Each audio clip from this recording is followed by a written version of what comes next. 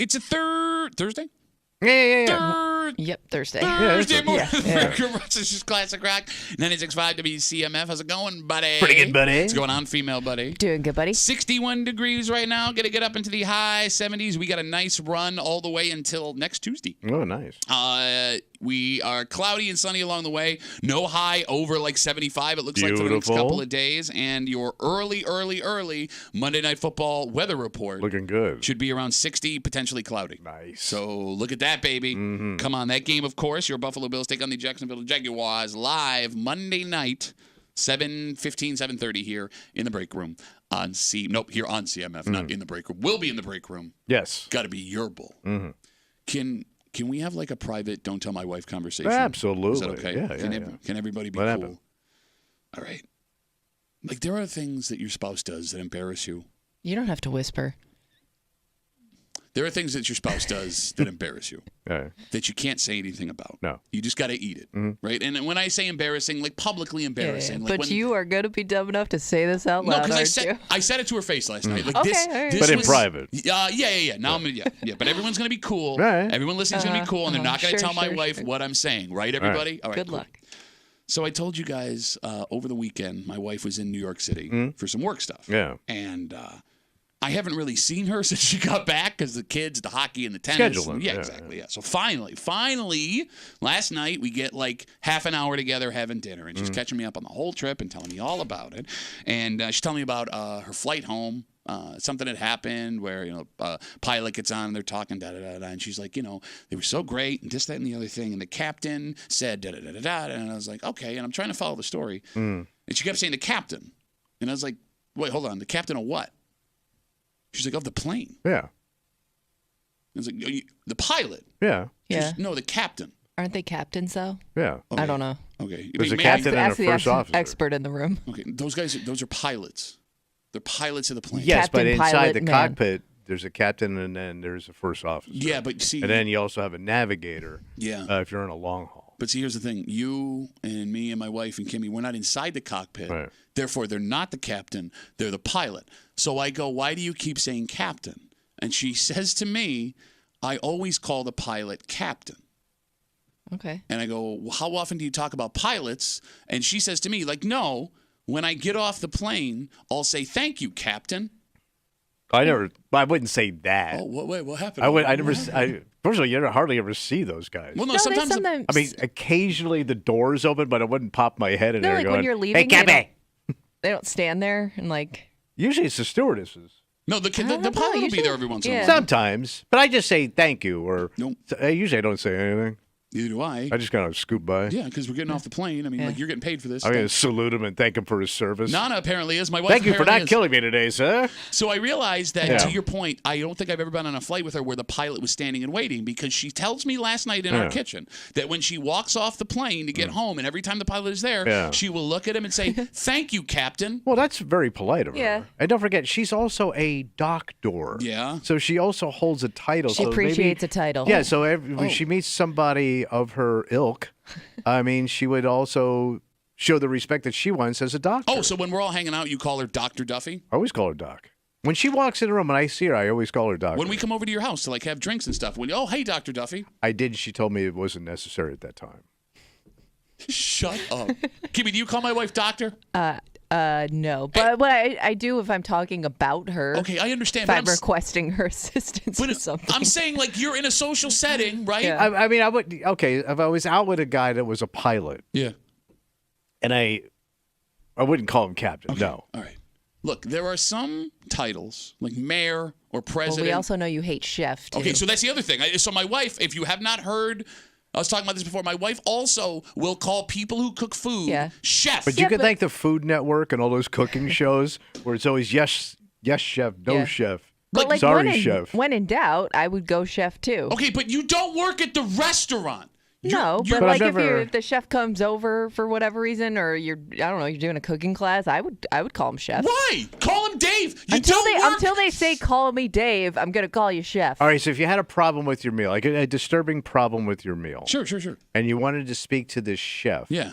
What would you tell your server? Hey, I can I would get say, Dave over here? No. I would tell the server, first of all, I'd never do this. I know, but let's just say, okay, all right. I would say, worst case scenario, oh my God, I just found this in my food. I would say, hey, can I talk to the cook or talk to the chef? I would say, can I talk to the chef? But if the chef comes out, I'm not going to refer to them as chef to their face. So what would you say? Like, would Hey, you man. say, sir, there's a problem here? Or would Hey. you say, chef, there's a situation? I would say, hey, here? man, look, there's something's wrong here, man. I'm sorry. Like, I wouldn't call them. So he would take that back Yeah. into the kitchen. Yeah. And, he's going to dong your chicken.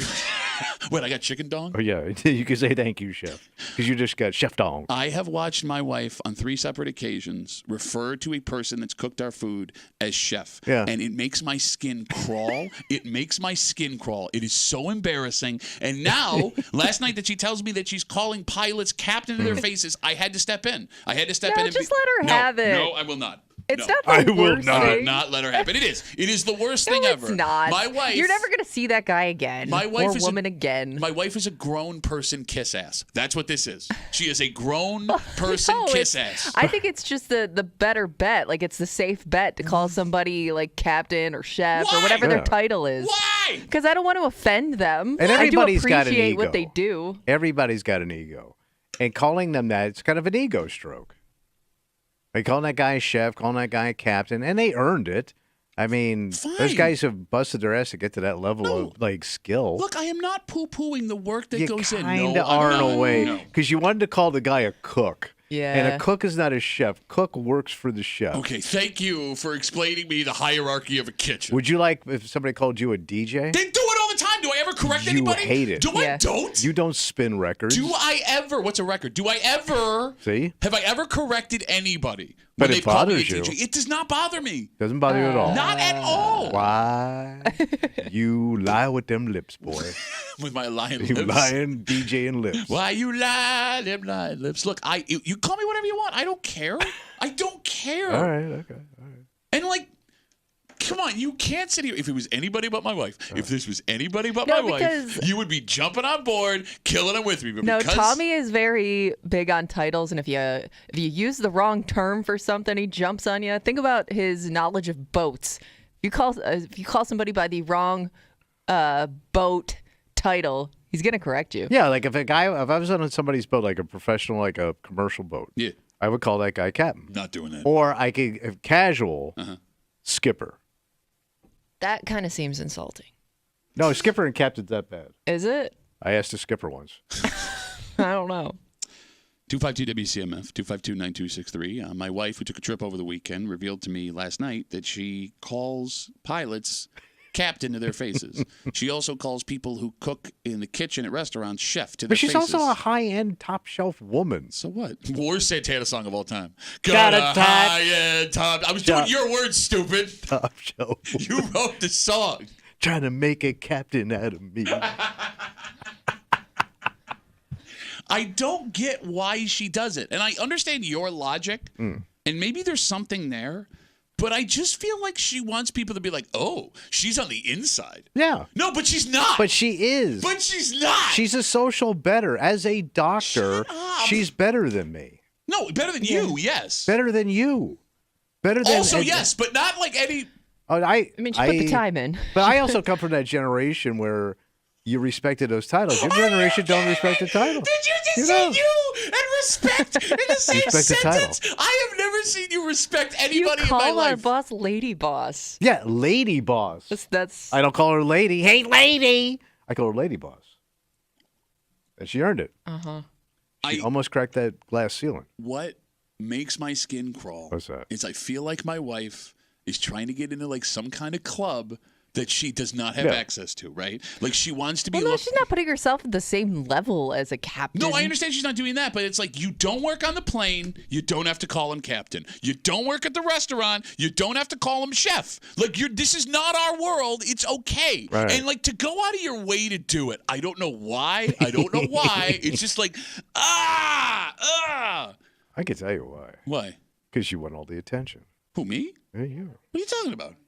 She's giving attention to the guy and not giving it to you right now. She goes, listen, man, I get it. I have a DJ husband, and he doesn't understand. No, I He's out there spinning the wax down there at the bop shop. My issue is not the thank you. All right. My issue is not that you did a great it's job. It's the respect of the title. It's the title. All It's right. the title. Come on.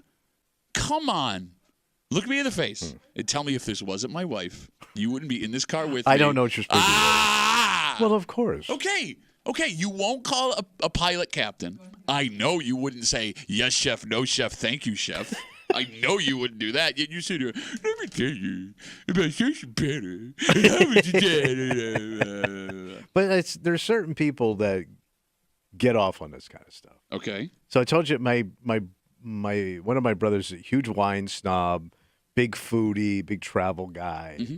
I told you he stands up when any woman, when he's at a table, he'll stand up when a woman gets up to go to the bathroom. Yes. And then he'll sit down, and when she comes back, he stands up again and then sits down. It's the douchiest move, old school move. And he also does chef.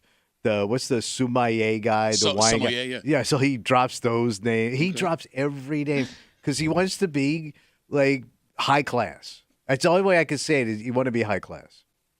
Bro, I told you that I'll do the stand-up, sit-down thing in nice places, and you killed me for that. I am shocked because you are a known nose picker.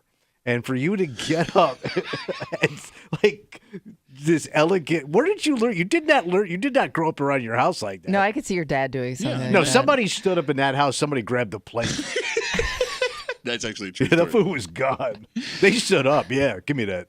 252 WCMF. I finally had to confront my wife last night after she revealed to me. Confront I had her. to. The You make it conversation. sound like you walked in, she had a bowl of Doesn't that seem like a battle like not worth fighting Thank to you. you? I'm sorry, it made my skin crawl. Okay.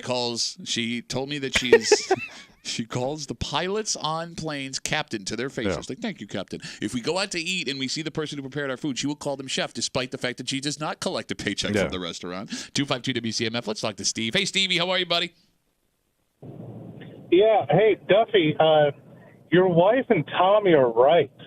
It's a sign of respect to call people by their title.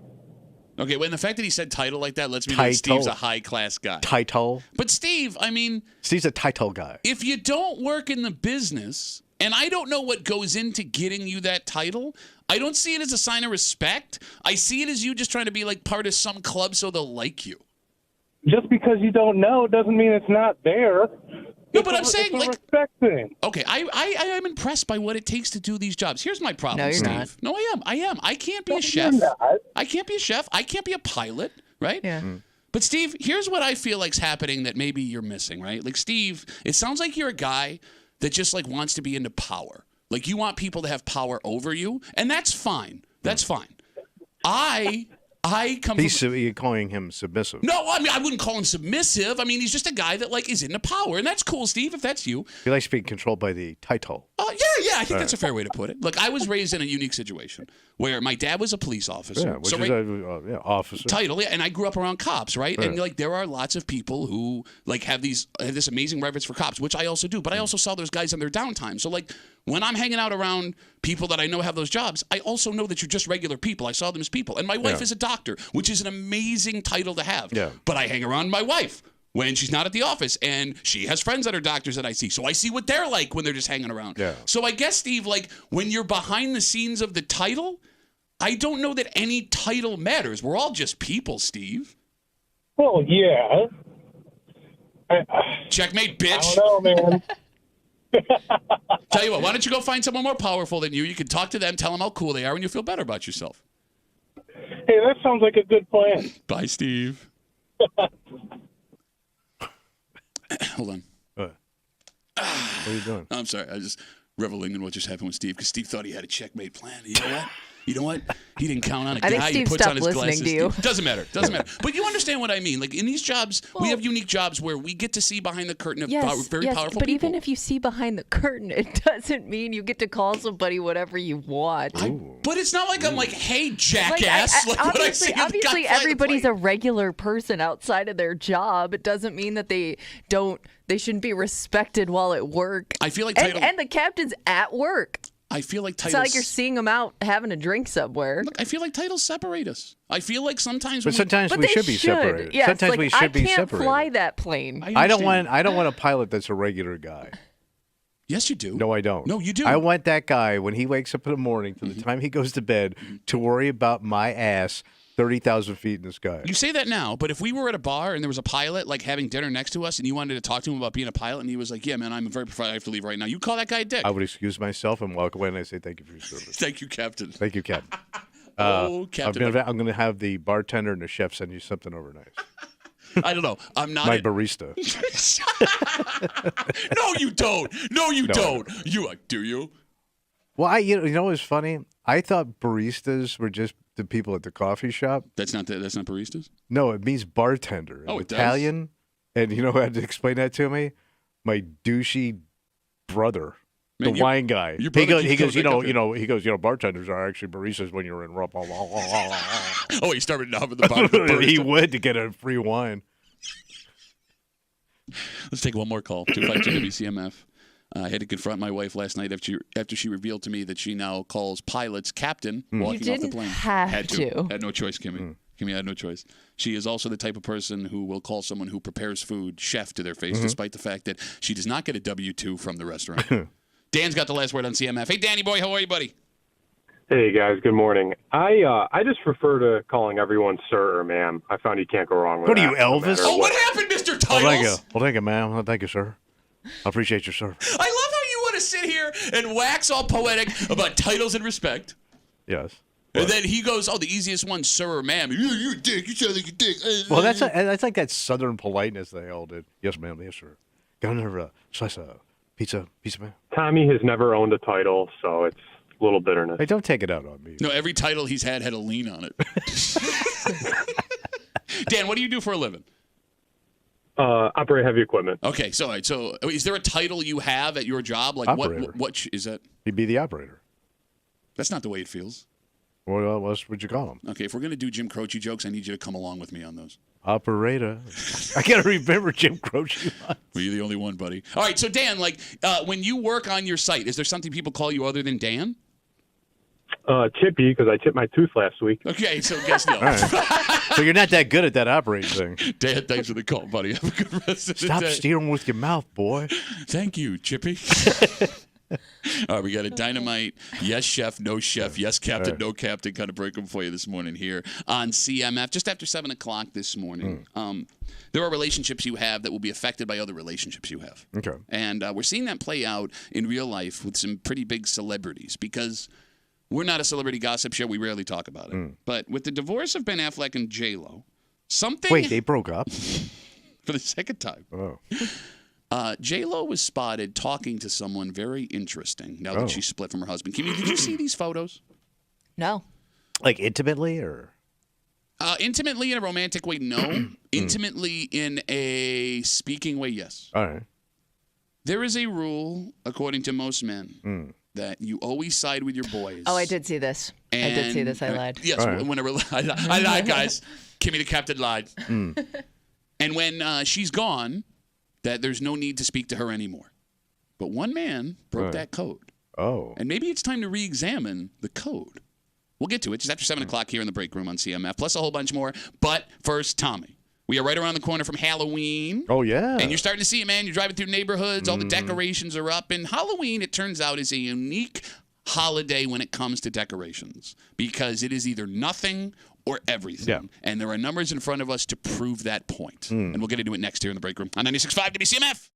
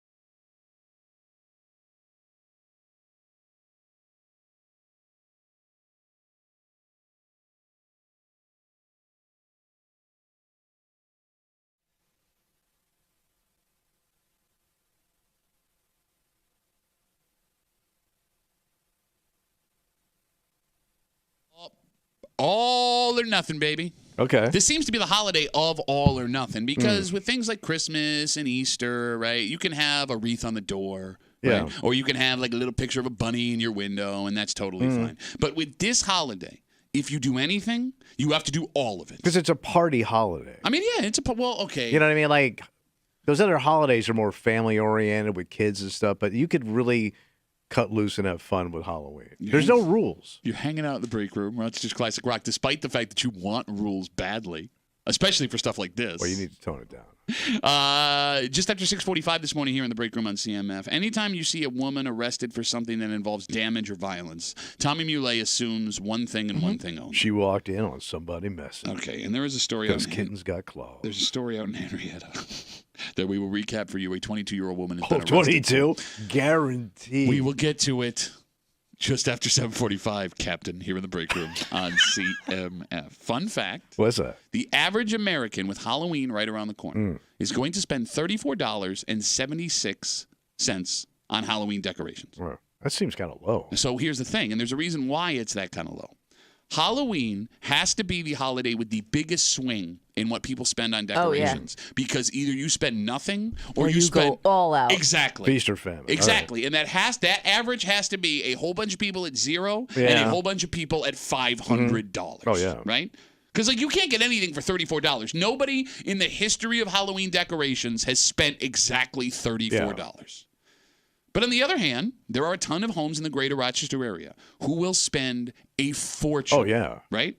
There are the big timers, super big timers. Like there's that guy on the west side who does the pirate ship every year, I forgot about that. Raises money for charity. But even in your neighborhood, odds are you'll see a big blow-up decoration. The inflatables. One of them 8-foot, 9-foot, 10-foot skeletons. Oh, yeah. yeah. The graveyard scenes are always my favorite because you get to put whoever you want on the gravestones.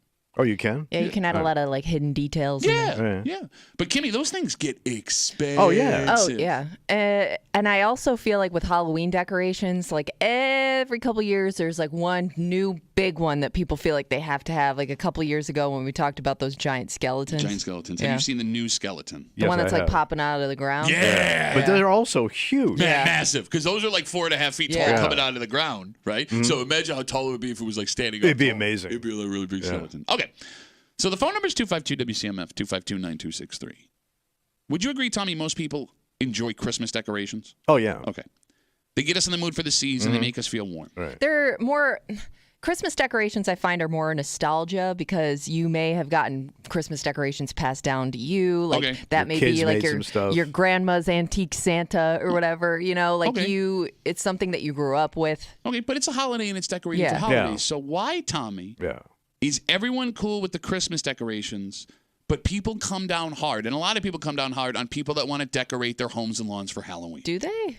Oh, really? We're sitting across from one of them right now. I'm not a big decorator guy, but my wife is. Yeah. So I'm forced to do it. Well, but you're thinking fall decorations. We're Fall talking like and spooky Halloween. stuff. We don't do the spooky, but she does all the pumpkins and Yeah. lights and all. Yeah, we got all that. All right. All right, let me ask you a question. Yeah.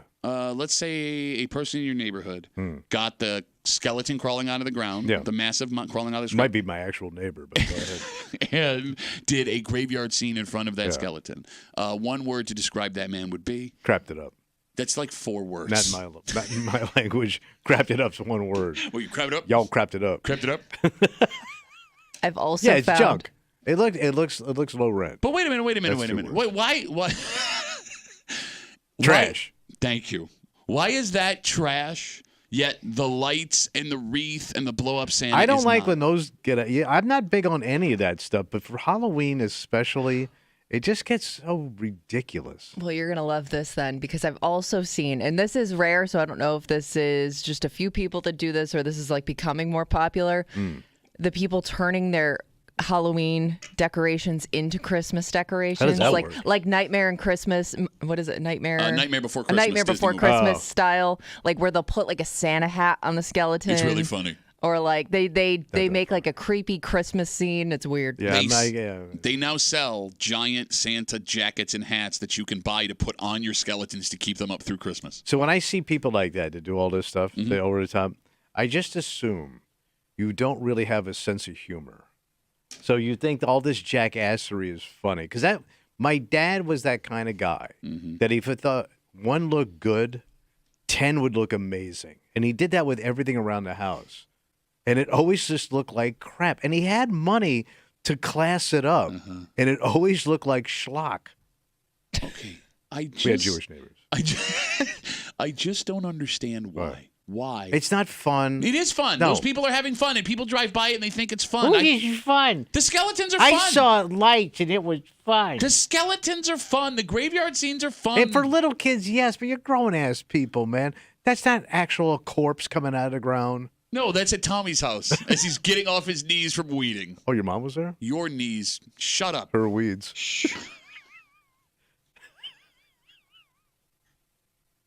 Call me the weed whacker. 252. Can I just quick sidebar Wow. before we get back into Go this? ahead. I was talking to a guy last night. Yeah. He had met my mother a while ago, Right. and he listens to the show, and he goes, I gotta tell you, I feel bad for your mom. She's like such a sweet woman. Like I almost got the impression, like I thought that she was knobbing Tommy all the time. Like that doesn't. That's how it really happened. Everybody, They're just mom jokes. man. Is that an actual mom that's being subjected to any of this? Hey guys, we had a lot of fun back there, but let's talk about how 252 WCMF 252-9263. The average American will spend $34.76 on Halloween decorations, and nobody is spending that exact amount. It is either nothing or everything. And based on how low that average is, it seems like a lot more people are spending nothing than the people that are spending a whole bunch of money. I mean, Kimmy, there's something about seeing those Halloween decorations every couple of homes that reminds you what season it is, because especially fall, Christmas time, it's snowing, it's cold, you know it's winter. Right. We're in that weird time now where it could be 70 one day and 90 the next day. So I kind of need the decorations for my bearings when I'm driving home from work every day. Fair? Yeah, I don't mind the Halloween decorations. It's for the kids in your neighborhood. It's supposed to be something fun From for Miss them. No Decorate. Do you decorate for Halloween? No. One scarecrow, that's it. We don't even get trick or treaters. She had a bat in her Maybe house. it's your attitude. No, didn't get we the waited out kids. there, and there's not a lot of kids in our area. No, but okay, you brought it up. It's for the kids, right? But you said it dismissively. Yeah. It's for the kids. It is. It's for the kids. And then, as a kid, you always looked forward to that house that went big on Halloween. Yeah. Right? I go back to being a kid when I see these Halloween decorations. Because you're right, Kimmy. You remember the excitement, the imagination that took over when you saw those people that went all out. Went all out. It gets you into the mindset of the holiday. And problem. I would shut up. I would argue Halloween is the best kid holiday. But here's for somebody that hates extra work pointless work around the house. Yeah. I'm surprised you're so pro decoration because my wife started yesterday. She pulled up. I had to do the loadout of corn stalks and a bale of hay out of the car. Halloween Jackson Brown over here. Yes. Doo-doo-doo. It is. And a skeleton and a big old bale of hay. Get him up them ramps. Yeah, it started yesterday. No, don't get me wrong. I'm not going to do this. It's work. I'm not doing this. I want no part of doing it. I got to run lights out there. Wait, for Halloween? She wants a floodlight on them. We do it every year. So I got to run a floodlight out on a timer and just start putting all this stuff out. I'm not an electrician, man. You put lights on a hay? So it's she puts lights on a hay bale, run boy, run. Oh, the we have a light is on, shines on the. Oh yeah. Okay. So we have a display in the backyard. Just for you. So she can look out in the morning, and we have a whole display around a tree with a light on it. And then she does the front Martha Stewart style. If it makes her happy, what's the problem? Yeah. It's a lot of work, man. I'm old. I'm starting to look like some of the decorations. I don't know which hand is that or mine when I'm putting it up. I shouldn't have to do this at my age. I'm in my 60s. Okay. And by the way, our grandchildren are in Chicago. Yeah. They don't come home till Thanksgiving. It'll be gone or full of mud by the time they look at it. Okay. And the one baby's a baby. The one baby's A baby. one Look at baby's that a floodlight, baby. Straight up baby. We got Facebook messages coming Baby in. don't know. You can always get us at WCMF or the Bacon Facebook page. Dave writes us, I got the 12-foot skeleton this year. What a dick. It's the best money I ever spent. Everyone is jealous of me and my Bro, neighborhood. I can't imagine how hard it is to set one of those things up. Because you've got to, with the wind, you got to anchor it. So or it's going to be in your neighbor's yard. So I've seen the 8-foot skeleton. They sell a 12-foot It's skeleton? huge. Yeah. Well, yeah, it's Yeah. about Oh, 12 yeah. feet. I've seen But the 12-foot one. Yeah. But you have to have engineering skills to get that thing up. I see them everywhere. Maybe it's easier than we think. I don't think so. I want one so bad. Bro, I got a 3X Bills jersey in my basement, so like I could get it. It'll fit the skeleton. I could put it on the So do skeleton. it. No, because my wife won't let me do it. I'm willing to do the skeleton. She won't. She doesn't want it. All right. She thinks I'm going to put it up and not take it down, which she's right. But She's also Jamaican, and they probably have other superstitions about putting corpses in your yard. What? not like us white people who are just dumping bodies out in front of our front steps. I just think that's a different culture. Sure, they might sure. find it insulting. Yeah, no, I hear you. You know what else would be insulting? Speculating on the culture of people who you don't understand. Hey, I've watched a couple of Bob Marley films. Actually, they were just videos. So there's this one house on Halloween. I don't know if it's Penfield or Brighton, but it's kind of in that weird in between area. And they have a whole yard full of different skeleton scenes, like from like movies or whatever. I've seen this, yeah. And Really? every time I pass it, I'm like, that is a dad idea right there. Like, Oh, sure. Dad has taken that over. Dad decided what scenes he's going to do this year. Like, that guy probably planned that project months in advance. Yeah, any over-the-top thing like that, that's dad. Let him be That's creative. not a mom. Let him be creative. That's not it is just funny, like, creative. why dads. I wonder why dads embrace this so much, but no other holiday. Going down to Home Depot and buying a box of crap and throwing it around your yard doesn't make you creative. Making movie scenes out of skeletons is creative. He probably got it out of some kit. Oh, the Indiana Jones skeleton kit? Yes. You jackass. As if the stupidity wasn't enough here. What do you got? Look, Tommy has 2 speeds. Stop and go. Well, it's everybody, right? And with these stories like this, he has one theory every single time. And he'll go, yeah. ooh. Especially the age. Like, that is the prime time age. There was an apartment fire in Henrietta earlier this week, and the police have made an arrest. And as soon as Kimmy saw the age and gender of the person I arrested, immediately thought of one person and one person only. because we knew where this was going to go. I'm very open-minded. No, you're the opposite of that. No, I'm gonna listen. We'll get into it next here at the break room on 96.5 WCMF.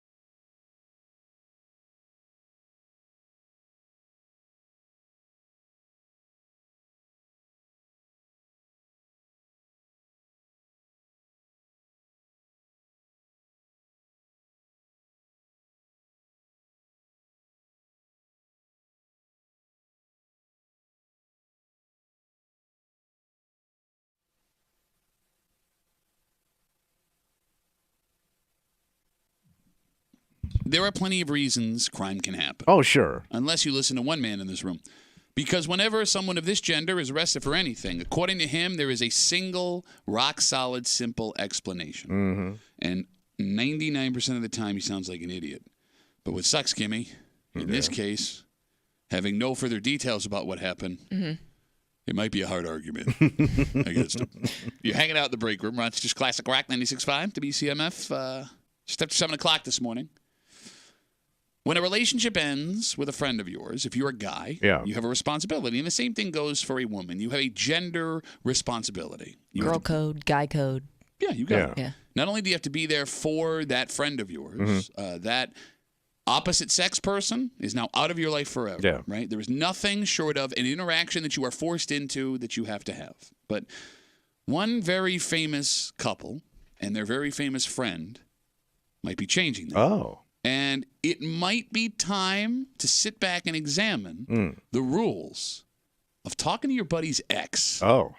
And we'll get to it just after 7 o'clock here in the break room on CMF. On Monday, there was a fire at an apartment complex on Myrtlewood Drive in Henrietta. And it was a big one. Oh, yeah. So the good news. Good news. No one was hurt. Thank God. But authorities say after an investigation, it became clear to them the fire was intentionally set.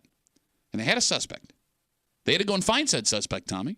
Story on 10 NBC says they had to use drones and a canine unit to locate them. Wow. But yesterday, they got their man.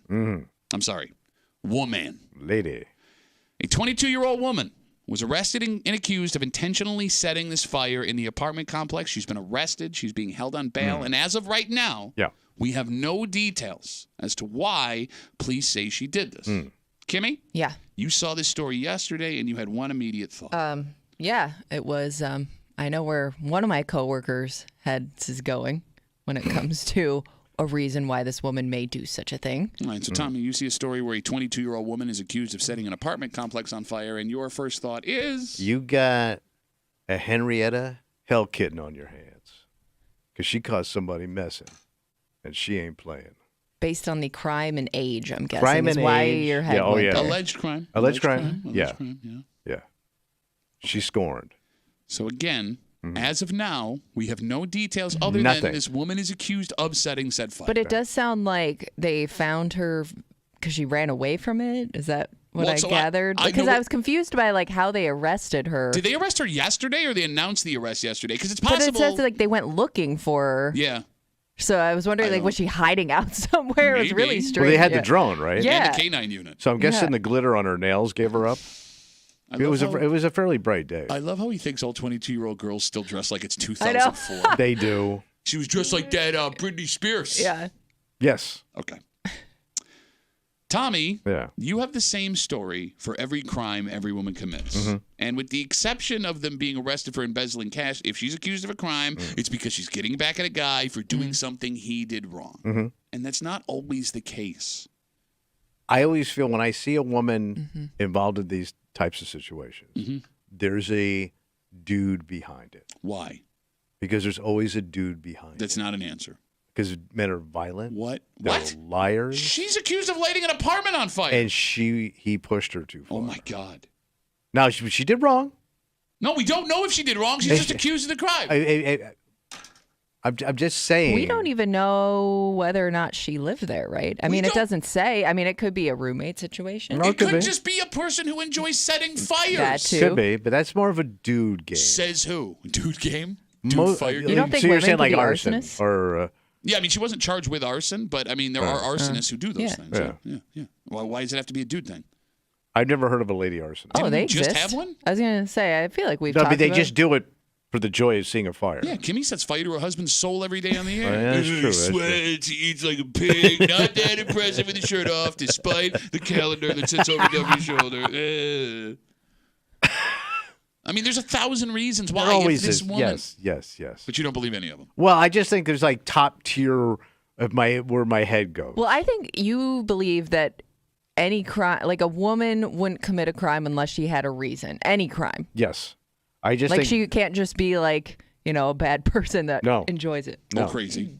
No. No crazy. Yeah. I a crazy woman got that way because she because of a dude. Okay, so let's break this down further. Go And ahead. again, 252-WCMF, 252-9263. We're talking about this apartment fire that happened out in Henrietta on Monday. Police say they have arrested a suspect. It is a 22-year-old woman, and Tommy immediately, and Kimmy knew it as soon as she saw the story, believes that the reason, if this woman is guilty, she lit the apartment on fire is because a man did something Love wrong. triangle. There you go. Or got caught messing or whatever. Okay. So you have made the statement that women who do bad things only do bad things because of men. The men that are involved in her lives. Okay, so fact number one, to Kimmy's point, there are women who have violent or destructive tendencies without a guy in the picture because women are human beings. Yes, they are. Just because you, Tommy, But they're very vulnerable. managed to attract only the crazies and then did things to them where they tried to hurt you over and over again does not mean the majority of women are like that. Okay, so do you think some of these women are just like this, not because of their situation, they're just violent people? Not because of They're a hotheads? relationship. Yeah, there are women that Yeah. are hotheads. There are women that are violent. There are women that have issues that can cause these things to happen outside of men. Interesting theory, Pat. Interesting theory. No. You believe passion has to be involved. Women are passionate, but women are emotional. Women are sensitive. I think that they give birth, they give life. Okay, Life! so we're going down this road again. Yeah. Let me try and Are you explain. shocked? Let me try and explain to this. No, like you think. Let me explain to you this idiot over here. think you're no. I'm not explaining anything to anybody because I think you know what you're doing. I want to explain to listeners that maybe aren't with us every day. All right.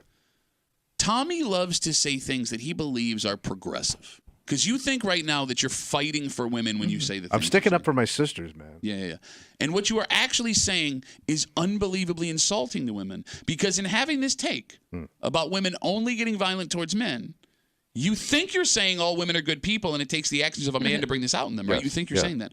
But in reality, You're not even capable of a crime without a reason. and you are such simple creatures. Because Tommy you're not believes- allowed to grow No. as sisters because the man holds you down. Tommy believes that women are such Man. simple creatures that once you get mad, you smash and you stab and you destroy and you set things on fire. It's That the boys' you- club, man. That Do you things women, without logic. Yes, you women and your pea brains can't handle complicated emotions, and that's why you act out. But their brains can't expand because society won't let them. Shut. What? That's why it's that movie like Hidden Figures, man. They had to hide those chicks.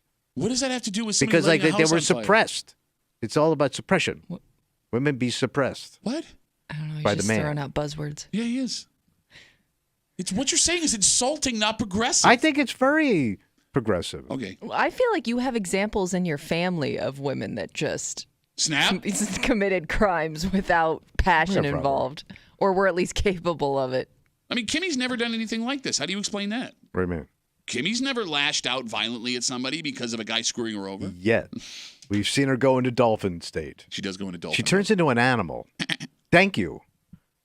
And not even a land animal.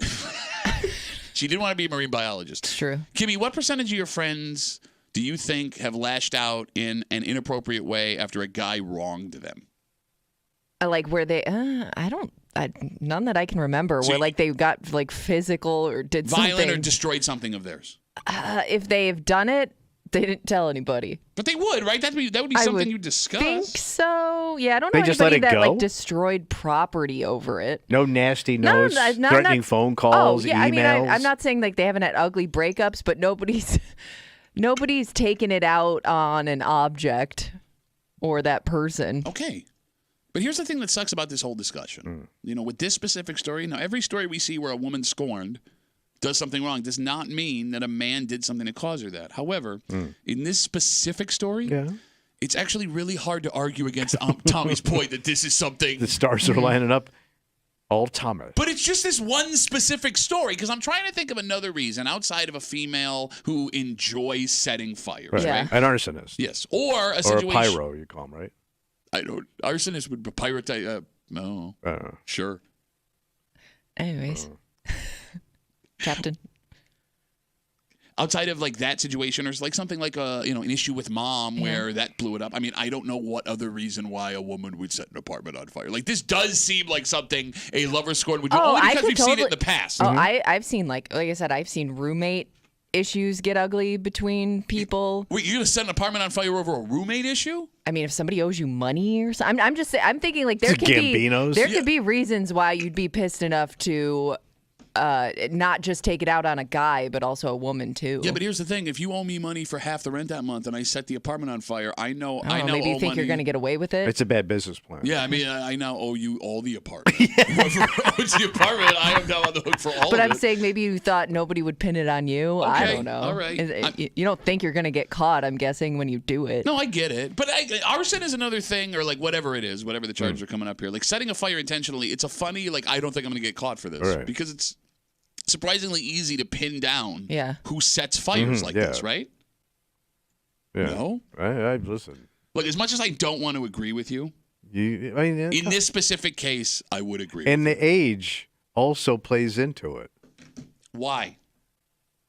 22, you're young, you make bad decisions, you don't understand life yet, and you think you're owed something. You might be, a little bit of entitlement, and you're pissed, and you're not getting your way, and you lash out because you have no power. Any age this woman was, you would make an Yeah, I argument don't that she think it was at mattered the her age. age. Give me another age. 32.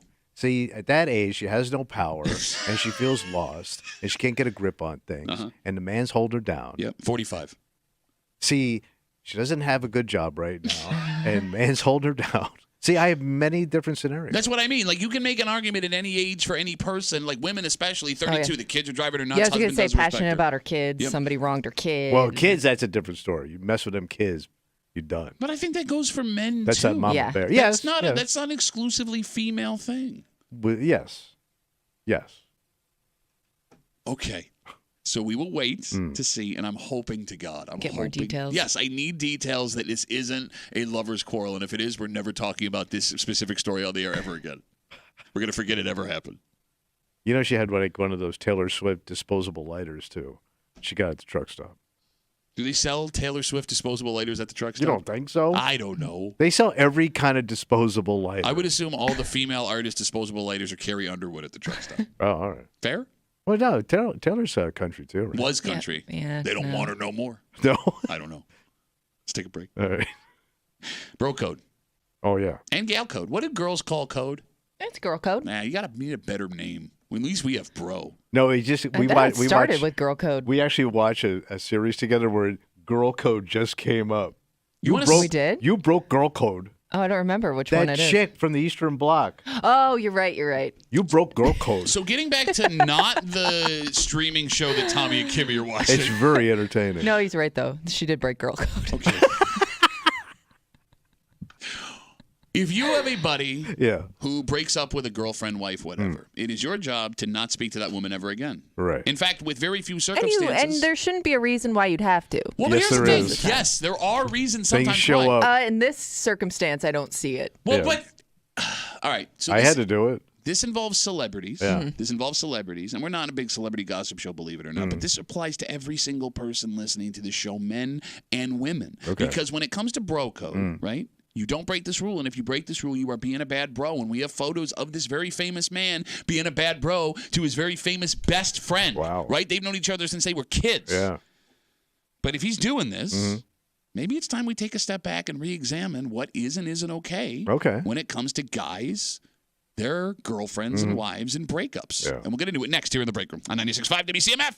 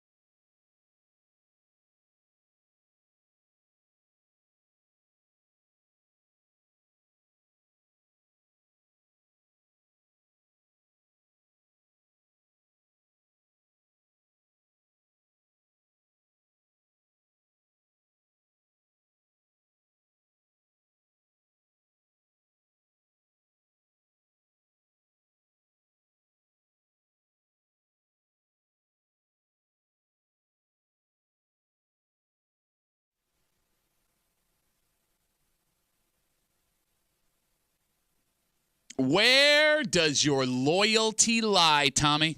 Oh. When a buddy splits with someone, you want to believe that hands down, no matter what, you are riding with your boy. It's bro code, right? Yep. But life can sometimes make things more complicated. Mm-hmm. And some photos that have shown up has lots of people asking questions as to why one very famous man is in this position with his very famous friend's very famous ex. Yeah.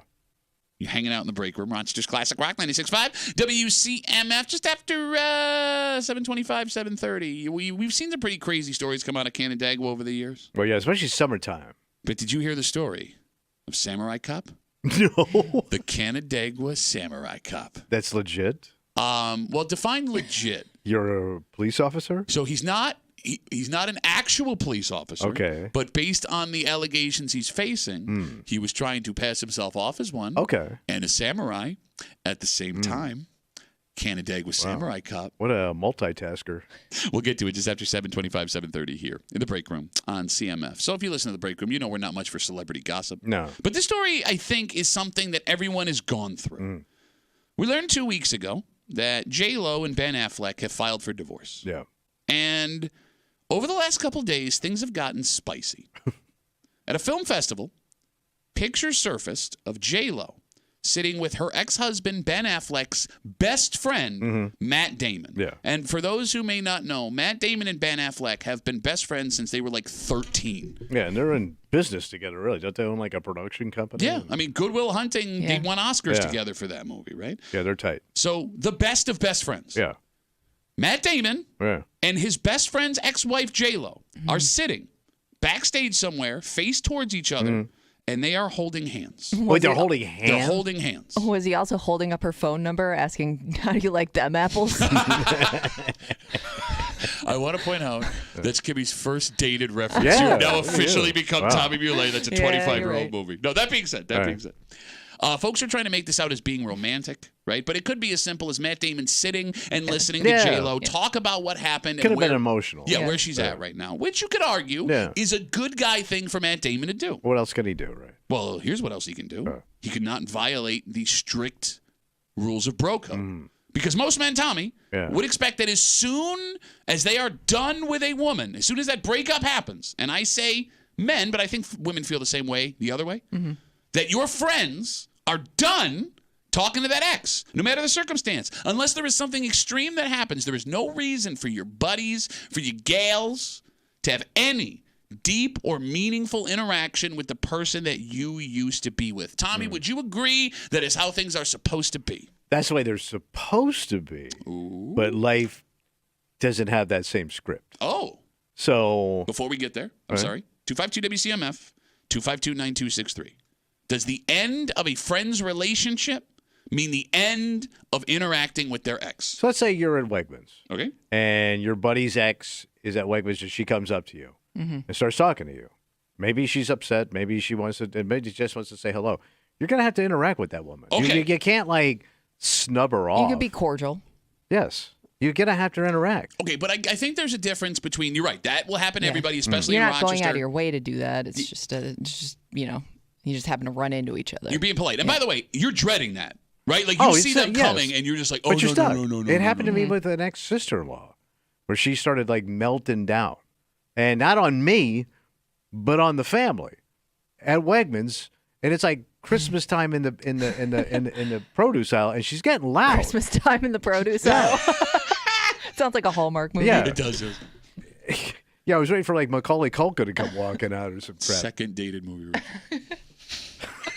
But like people, she was getting heated, Yeah. and I just had Like to you sit. triggered something. And in no, her? I did. I did. She came up to me. I didn't even see her. You know, you're just stuck. Sure. No, okay, that there's nothing you can do there. In this Yeah. case, it looks like Matt Damon is having like an emotional, straight up Right. listening conversation. And he's stuck. Okay. But you don't know that. He may have gone out of his way to do it.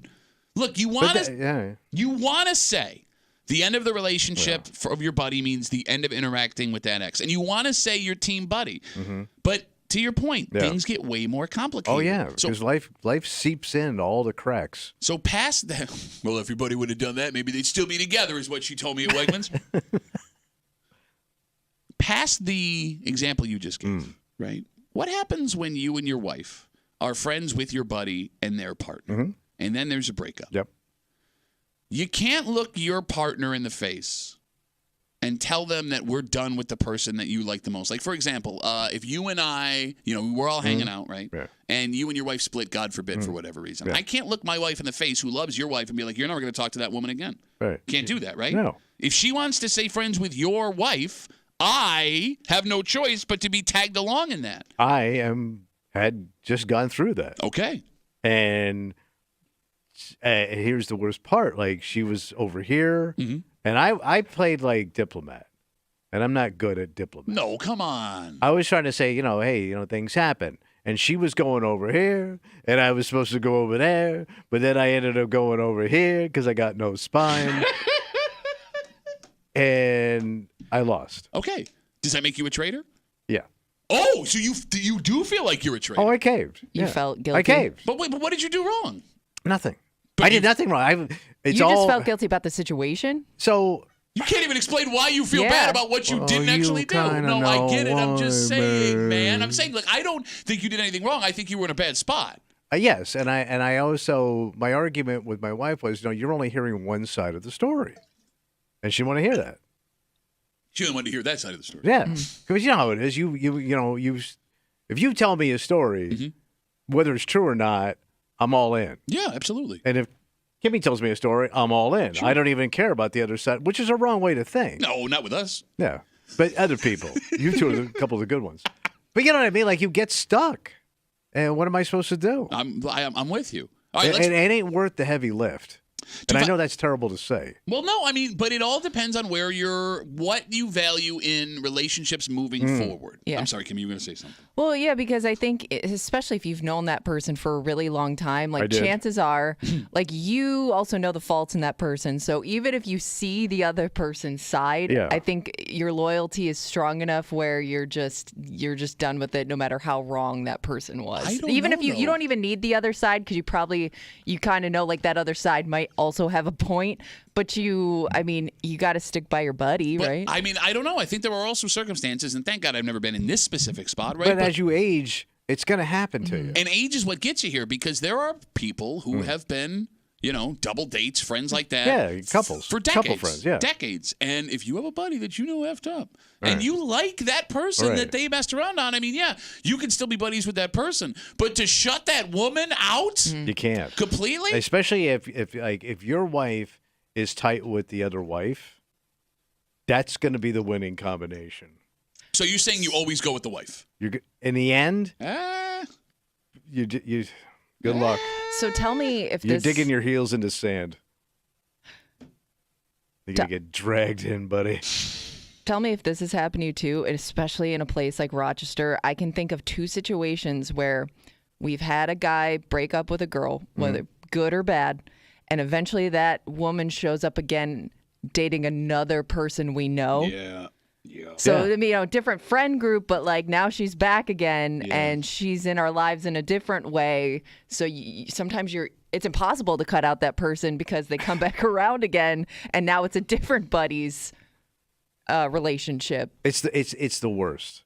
It's the worst type of like friend breakup you can go through, because like you're forced to go against your own feelings, Look at you, man.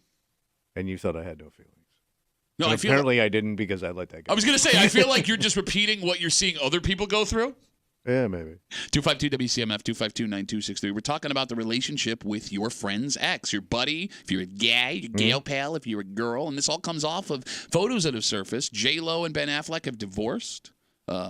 Photos have surfaced of Matt Damon, Ben Affleck's best friend since they were kids, sitting with J-Lo behind the scenes of some award ceremony, and they're holding hands, and he's like leaning in and he's listening to her talk. And people are like, what the F, Yeah. man? You've known Ben Affleck since he was 12, 13 years old. How dare you hang out with his ex? But there are times where you have no choice. I want you to, let's think about this question for a second before we go to the phones, right? Is it time we abandon bro code? Well, it's a dumb idea to begin with. Think about it. 252 WCMF. Speaking of dumb ideas, Rammer is on the show. Hey, Rammer, how are you, buddy?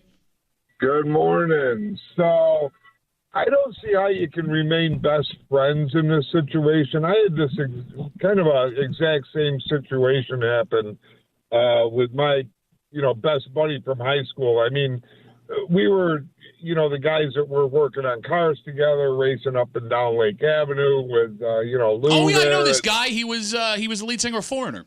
Yeah, no, I mean, that wasn't him. My buddy's name was Dave. I was making a joke. At any rate, so, I mean, I saw him, my girl and I broke up, and then I saw him and her walking down the street holding hands, and it's like, okay, Walking down the street. I was told that it was nothing. They were just friends, and he was being supportive, and 10 years later, I found out different. But anyhow, I think you can remain friends, but look, if you break up with a girl or, a girl breaks up with a guy, I mean, go take solace with your own friends. Leave my friends alone. I mean, why are you hanging out with my best buddy instead of your girlfriend? So at your age, Rammer, you still believe bro code should be followed at all costs? Absolutely. I mean, if you break bro code or girl code or whatever kind of alien code you want to call it, then you just can't remain. It can't remain the same.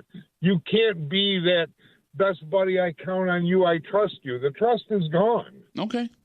How do you get that back? I just, even today, it's like, if I saw my ex-wife hanging out with my close buddy that I'm, playing Jenga with on the weekends, you lost what you had. It's not there anymore. And it sucks because now you're short one for Jenga. Absolutely. And that's tough. I mean, how do you play with short one? Rammer, thanks for the call. I mean, he makes a point too. I mean, look, I get the mature thing to do is like, let it go. Yeah. But I mean, you can't tell someone how to feel No. when and egos are egos and feelings, yeah. And I think it's past ego. I mean, like you feel violated by this relationship ending, however it ended, and now this person that you assumed was going to be riding with you is now sitting with this other person, walking with this other person, going do a dee dee dum dee do. Yeah, that would hurt you. Yeah, that would. All right, but going back to the idea, are bro code rules stupid? Yeah. Is there an age where that we shouldn't really pay attention to that anymore? Yes. Oh, you're saying like you can grow out of bro code? You should. Let's use this story as an example, right? Yeah. The story that started the conversation. Matt Damon is probably doing the good guy thing. Yeah, he's just talking to this woman. It's his best buddy's soon-to-be ex-wife, right? She was also engaged to Ben Affleck at a separate point in their lives. Right? They've been, in each other's lives a long time. And they also work in the same industry, and they probably spent a good amount of time together, right? The mature, responsible thing to do in that situation, if you run into that person and you're in private, is to talk to them, see how they're doing, show you care. Yeah. Right? It's the bigger man thing It to is. do. And you can make the argument, I think, that if your buddy gets upset about that, he's the one being immature and stupid. Yes, he is. But like you said, rationality isn't always a luxury people have during a breakup. Right. So what? I would say to that, what did you want me to do when I ran into her? Yeah, Like I mean, blow you're her gonna up, be mean to her? 'Cause Right, you'd probably right. hate Well, yes, that too. the answer would be no. But I you think most get- guys would be, yeah, good, show that. Take that. How'd you like that? I think if you run into a buddy's ex and she comes in with kindness, I think you're gonna look like a douche if you just blow her off and ignore her. You know can look what like I a mean? bad human being. Yeah. Yeah, but I mean, maybe the argument is, what do you care what she thinks? It's you and I, bro. It's you and I. But like I had a buddy. This is kind of the same thing. Okay. And I was also friends with his wife. Okay. Like, doing comedy, spent time at their house, took a vacation with him and all that stuff. And then he started cheating on her. And I knew it. And I knew it. And he did it a lot. And I never said it. And I felt bad that like I was still going over to their house. You were kind of brought into. Yeah, you also had to lie and Right. Because act oblivious. and it put me in a really bad situation. Yeah. Because like I had to like hang out and fake like I don't know what's going on here. You're man. probably worried you were gonna say the wrong thing. right, you know? and he would give me those Yeah. looks too, like Yeah. he'd do the don't say anything. Like Yeah. I always hated when guys, hey, when you come over, I was at your house last night, and I was there yeah. till 10:00, and we did this, or we were at this bar. So now I have to play like CIA agent in this thing. Like I hear gotta you, play man. spy. I hear you. It's got to be really hard for you to be dishonest. Like, it's so out of your character.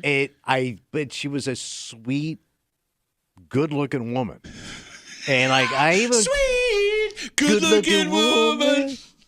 But he was, Yeah, I got it. He was messing. Okay. But it put me in an awkward situation. Because you're a part and of it, I had too. to play Yeah. bro code Yeah. and say, yeah, he was with me last night, or yeah, we did this. So You're you're, part of his cheating. No, I'm in. Yeah. so I'm you- in. You're saying he shouldn't have put you in that spot. Right. But there's nothing no, you're right. There's nothing you can do. And I guess being But upset then about bro it. code sucks you into this blind loyalty and puts you in a place where you don't want to be, making me a bad person that I don't want to be. But you say that there's an age you should grow out of that. Do you think Yeah. you'd probably still do that today, though, if Yeah, somebody asked? Yeah, like if, for example, let's say I'm messing around with my wife, right? I'm going out, I'm partying all the time. Check me out. Salads and Diet Cokes for everybody, ladies. And we're headed over. Jeez, you're out in the public a lot. Yeah. Well, stuff keeps coming back to me. So, we're about to go see our wives and by the way, listen, last night I was out with you. Yeah, I was. Until 10 I o'clock. would. Wow, but I would would be you do pissed. it? Would you do it? I'd have to, but So I'd be then pissed. you've learned nothing. I know. So you've learned nothing. You can't sit here and be like, oh, 'Cause you I know what? don't- No, when you're younger and immature. And, No, but I don't want to dynamite your marriage and your children. So like, shut it's, up and bro code. Shut up and broke It's up. the worst.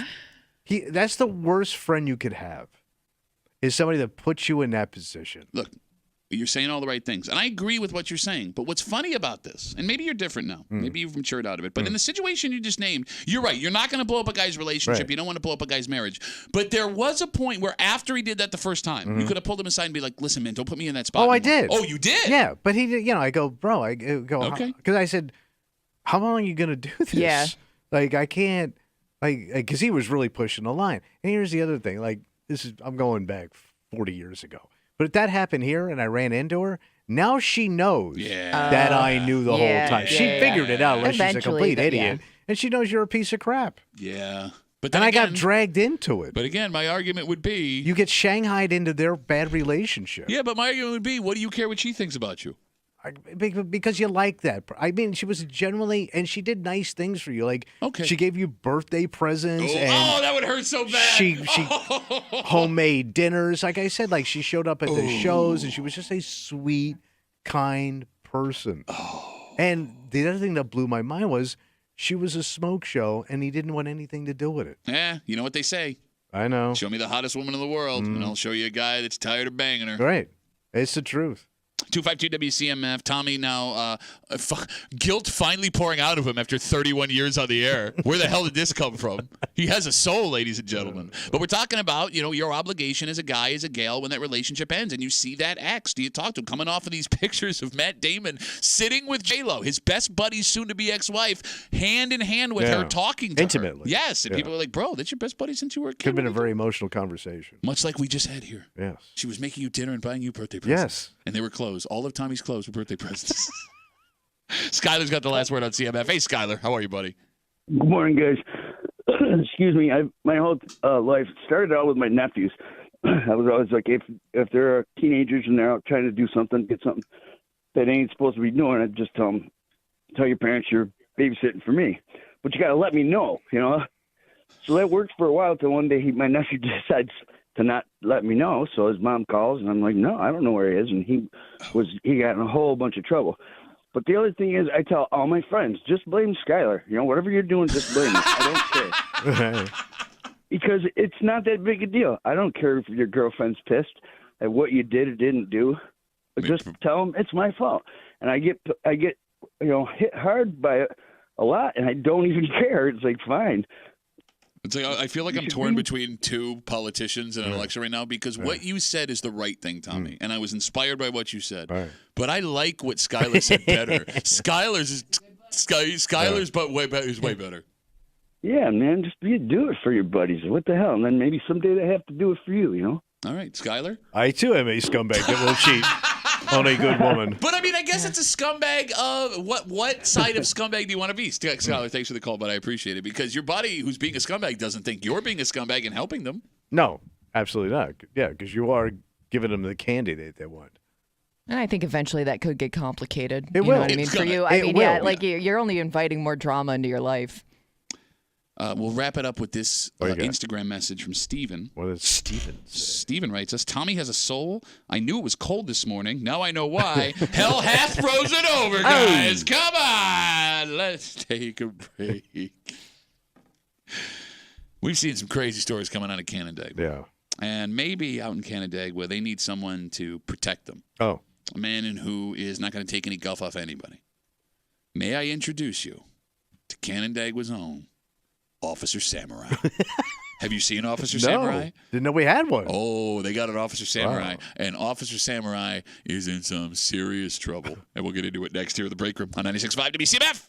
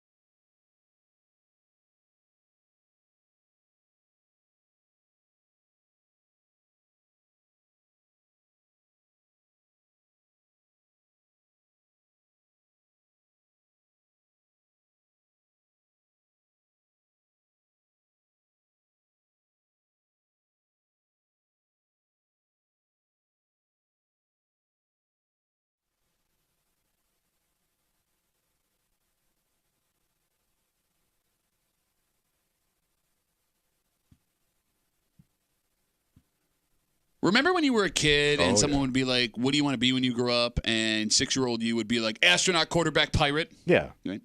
And then you get older and you realize, well, that's not a feasible career, right? There's no gravity to throw the football in space. Yes. Well, one man is proving us all wrong.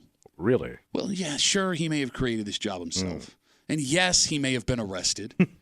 But don't let anyone tell you that you can't grow up and live out your dreams. All right. You're hanging out in the break room. Rochester's Classic Rock 96.5. WCMF right now. You can visit the contest page at WCMF.com. Enter for your chance to win a pair of tickets to see comedian Tom Segura. He's coming to the KeyBank Center September 27th, courtesy of Live Nation. Get your tickets at Ticketmaster.com. Just after 7:45. Yeah, what's going to happen? Bill's taking on the Ooh, Jaguars. big trap game, I hear. It does have trap stamped all over it. All over it. Primetime game Monday Night Live here on CMF. And what makes it even worse is we talked to the coach for the first time yesterday since that Dolphins game. And we find out who will not be playing due to injury. All right. They banged up a little bit? What else is new? But But that ain't stopping them, man. and that's just it, man. We've heard of a no-name defense before. This is now legitimately a no-name defense. Because I bet you outside of Von Miller, you can't name a single defensive player that will be playing in the game on Monday. Wow. And we'll get to it just after 7:45 here in the break room on CMF. This story comes to us from Canandaigua, and it's a doozy. All right. So buckle up. Back on August 6th, a police officer was called to speak to a 42-year-old man about a matter that we do not have details about. We don't know why the initial call was made. He's speaking to a man. During that discussion, according to police, the 42-year-old man pulled out a samurai sword All right. and pointed it at the chest of the officer Wait. while moving aggressively toward him. Damn. So So he went into full samurai stance? he did. So we got a serious situation on our hands. Yeah. And one that could end in a very bad way, multiple very bad ways. Yeah. Now listen, big time credit to this police officer. Yeah. Because according to the story, Yeah. it says he verbally de-escalated the situation. He talked a man out of samurai sword. Step away from the sword, sir. Okay, let's not nitpick here, all right? I know what you're trying to do. I thought maybe your dad was involved. Hair runs in the family. Well, no, he could just put his head down with his spiky hair and charge at him. But here's the thing. Yeah. Talking this man out of using his samurai sword, story's not over yet. Oh. Because after the weapon went away, things got even more strange. The 42-year-old man who had the weapon Yeah. then displayed a badge to the police officer. Oh, wait a minute. To Hold the on. police officer. Yes. And tried to pass himself off as himself a police officer to the police officer. Officer Samurai. The cop apparently did not buy into the man's credentials because he ended up arrested. He's been charged with menacing a police officer and criminal impersonation. Wait till the Samurai Association gets a hold of him. The International Samurai Yes. Union 432. So you have a man pretending to be a cop with a sword. Yeah. And he had the badge on him ready to go. I would love to know what that badge said. Is it one of those ones you got at like the magic store or like the Halloween shop? It's a good question. It's a good question. Because I think you can buy, we'll get more into this in a little while, but you can buy like authentic looking badges. Yeah, they It's used not to. I know they used to sell them. Yeah. Kimmy, do you think if these allegations are true, this is the first time he pretended to be a cop? Oh, no. Okay. No. I'm guessing You don't this, buy one of those badges just to collect, right? I'm just assuming this guy lives in pretend all the Yeah, yeah, time. Yeah, that's fair. That's fair enough. But It's something he's definitely used to show off at some point. yeah, if you have the balls to show a Yeah. cop a fake badge, right? I mean, trying it on someone else wouldn't be that big of an issue. I just don't get where the sword comes in. Yeah. Yeah, that might give you away. Because, like, thank God he didn't have an actual gun trying to pass himself off as a police officer, right? But never in the history of American law enforcement, Yeah. with the exception of a handful of episodes of Walker, Texas Ranger, have we seen a cop with a samurai sword. It just wouldn't work. No. How would you sit in the patrol car? Yeah. Yes, absolutely. Right? You're going to damage the sword trying to close the door. You're gonna hurt the seat. Thank you. Thank you. Phone number is 252-WCMF, 252-9263.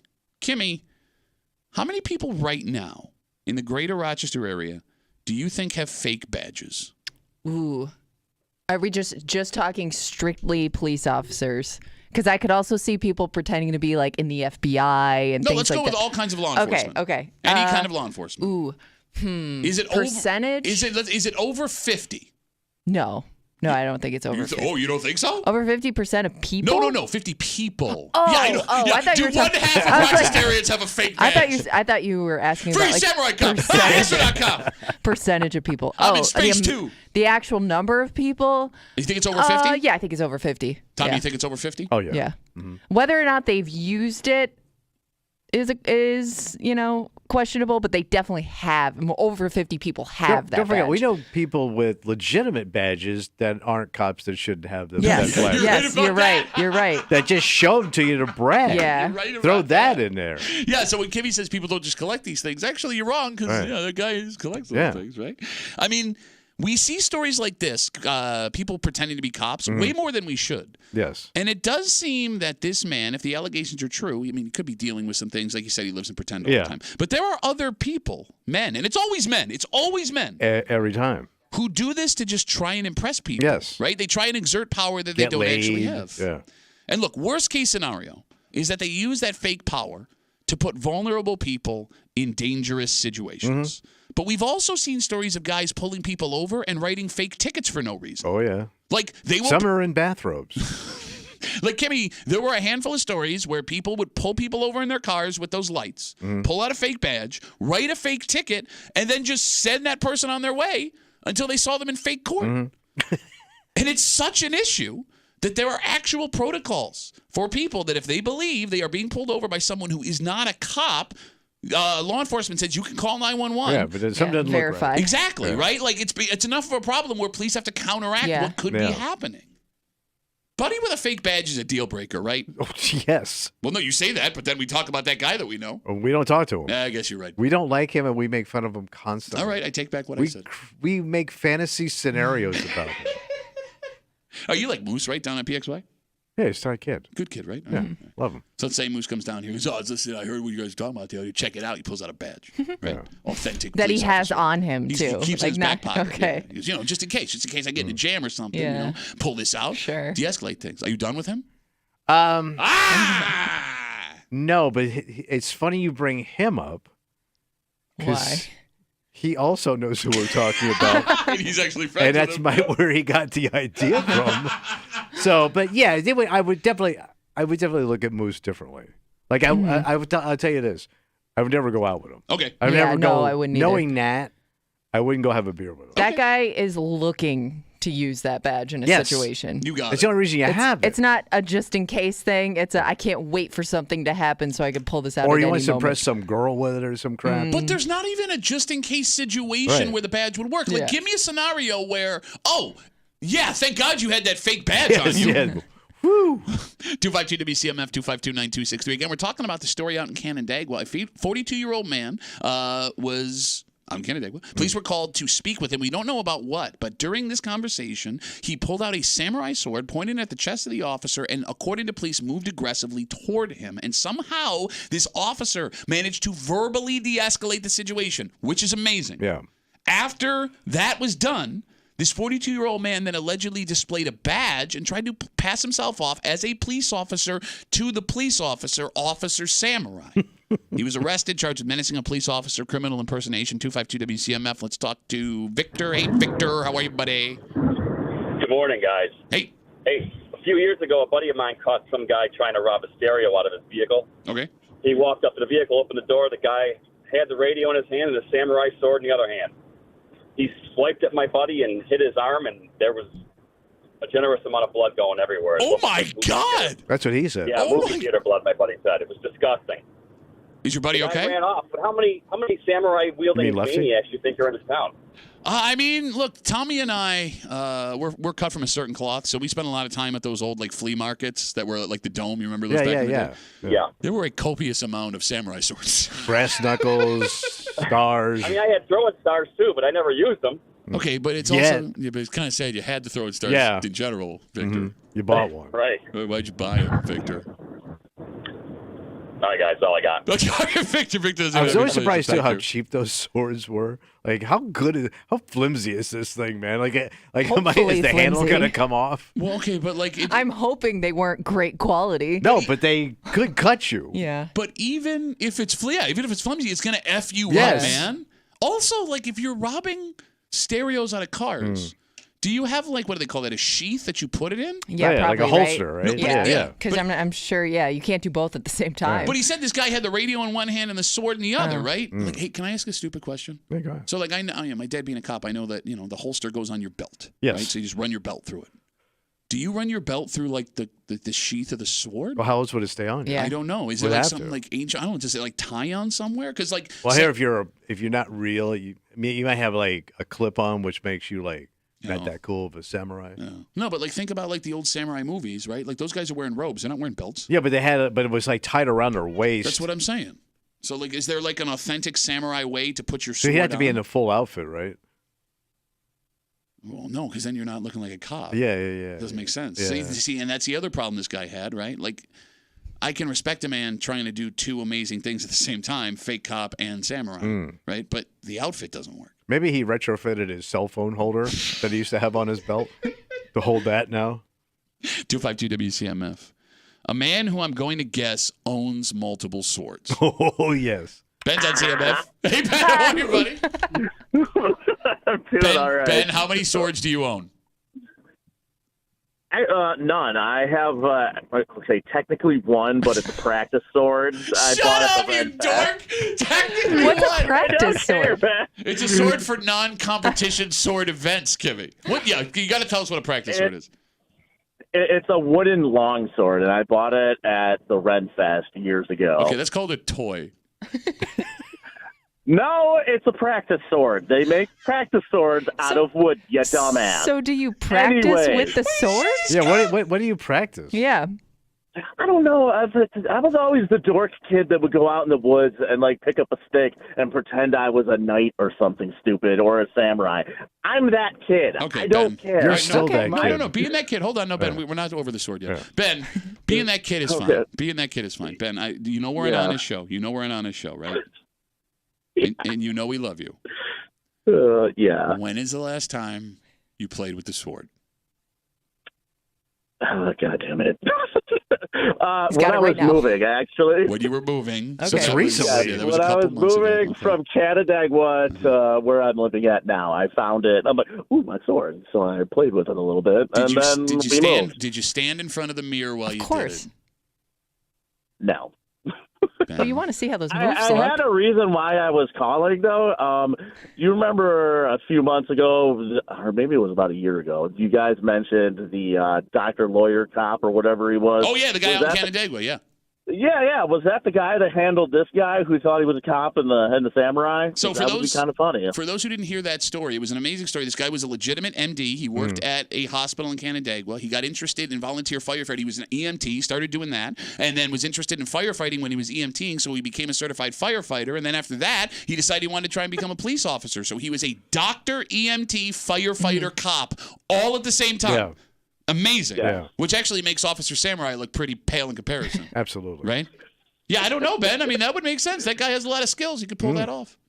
It also would be kind of ironic if it was that guy. I don't think that's what ironic is, but I appreciate you taking a I don't swing, know. Ben. Taking a I practice tried. swing with your practice sword. Yes, exactly. Thanks for the call, man. I appreciate it. Have a good one, guys. There goes Ben. Don't mess with him. He's been practicing. With his wood. I mean, like, here's what sucks going back to the fake badge conversation. What's that? You know, like 25 years ago, we brought up those, like, Dome Arena flea markets. Yeah. Right? Where It was a junk fest. yeah, you could get your samurai sword there. You can get your fake badge there. You could get a velvet framed Scarface there. You could get a laptop. Yeah, you could get the Scarface stuff. Yeah, anything you needed. Yeah, exactly. And really cheap jeans. Like you could get jeans for $5, $6. I bought those $5 jeans. Yeah. Surprising quality. Yeah. In the $5 jeans. That being said, like now, you don't have to wait like for the 2 times a year they do the flea market. I'm assuming you could go on Amazon right now and buy an authentic looking It's got to be endless. Which is what makes it a little more dangerous, right? Like, I don't have to spend the admission to get into the flea. No. I don't have to wait. I don't have to find the right guy who's willing to sell me this thing. Like, I could just do it in an instant. I mean, Kimmy, they're selling movie money on Amazon that looks real. There's no way they're not selling authentic looking badges. I mean, I was looking up. Did you say badges or samurai swords? I wanted badges. I knew there were swords there. Oh, I mean, yeah. you get a sword And they're anywhere. expensive, too. What, the swords? Yeah. Maybe that's why Ben only has a practice one. Yeah. Let's see. So are you looking up swords or badges? And now I'm going to look up badges. Oh. Right. Well, it depends how high up in the department you want to go. I mean, it's funny you say that. Maybe they do charge more for like a I bet you sergeant's they do. badge. they have them, but they don't look real. No. Yeah, I mean, you could tell that they look like something out of a movie. You know what I mean? All right, well, that's good. yeah. All right. That's good. And they're only like, considering they're all under $10, they got to be like plastic. Okay. All right. Look. We care about all of you. Mm-hmm. And if our conversation hit a little too close to home with you today, if you're someone that has a badge just to have a badge, put the badge away. Okay. Put the badge in the garbage. Good idea. You don't need the badge. Put all your fakery away. Yeah. Except your wooden sword, because when you're moving, you got to kill some time. Yes. Let's take a break. I want to say this is bad. The knee-jerk reaction is this is bad. And you can admit that the sample size we have for this working is still small. All right. Right?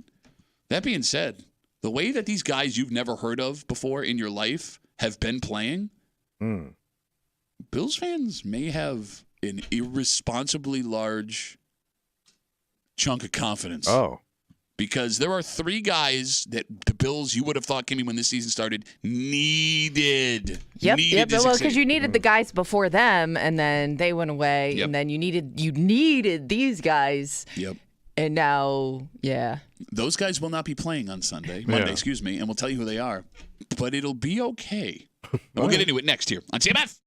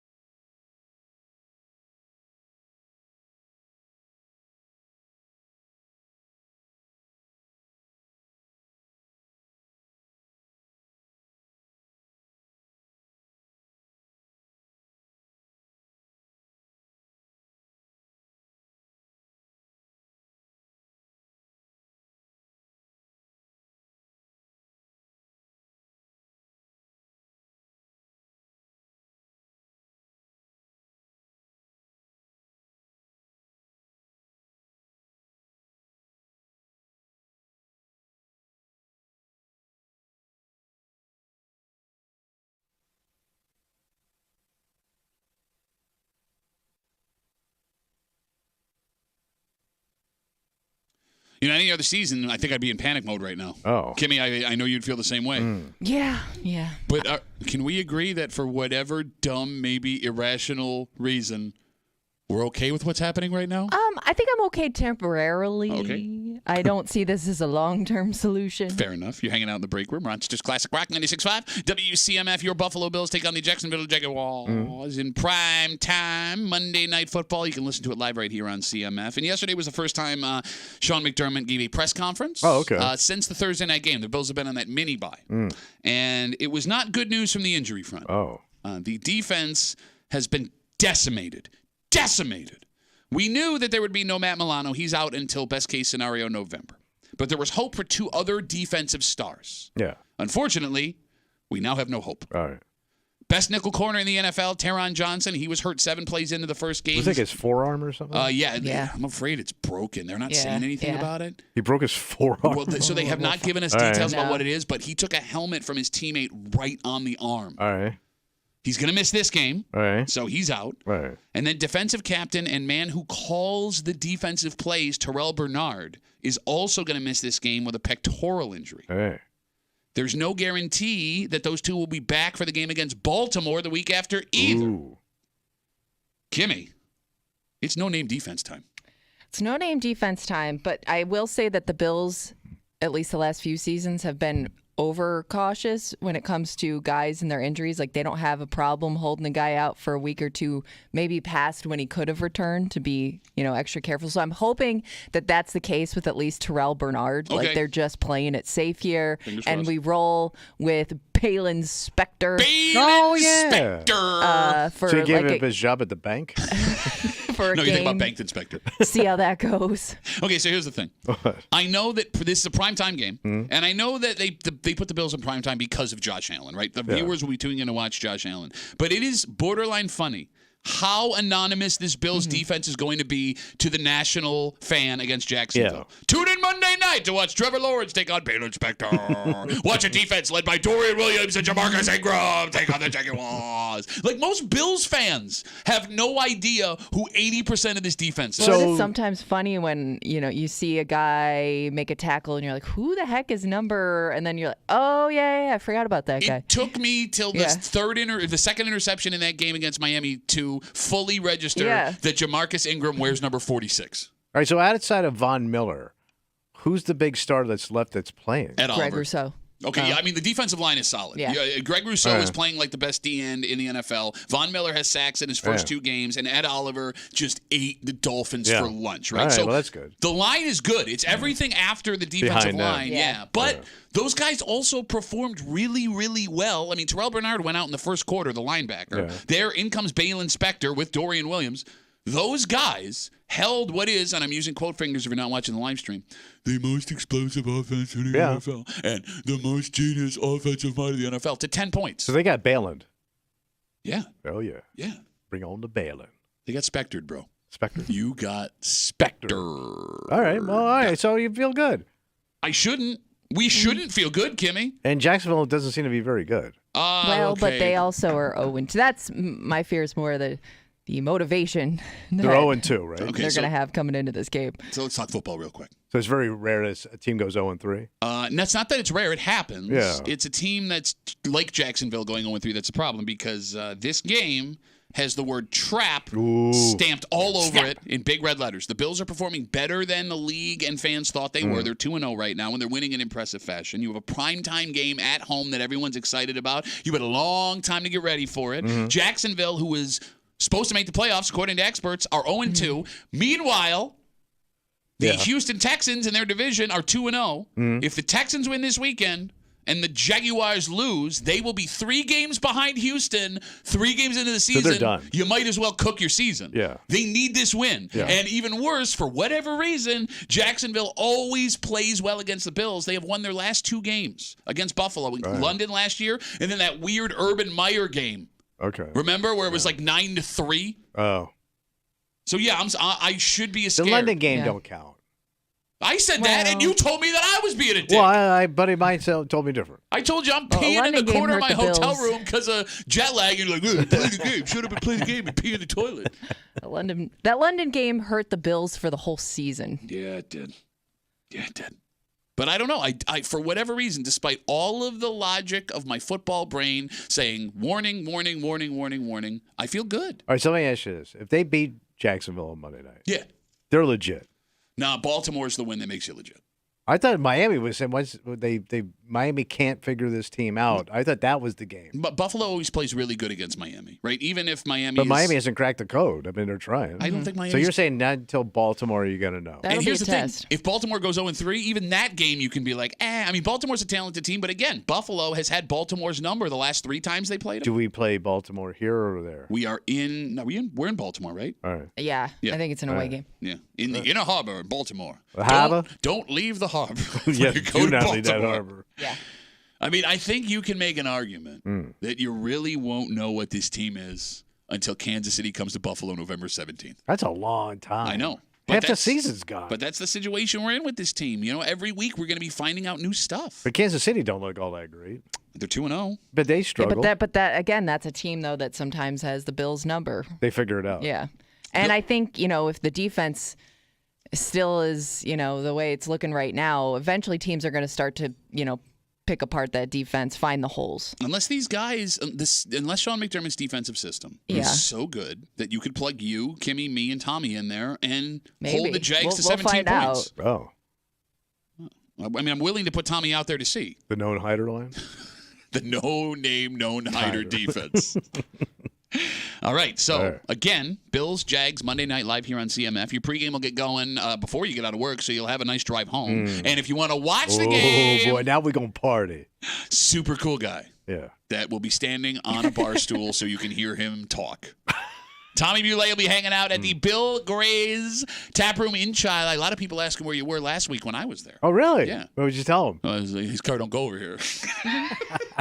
Because you run your mouth about the West Side all the time. Love the West Side. Broken dreams. That's where the real people are. C-section scars. Everybody's clothes or birthday presents. Everybody's welcome.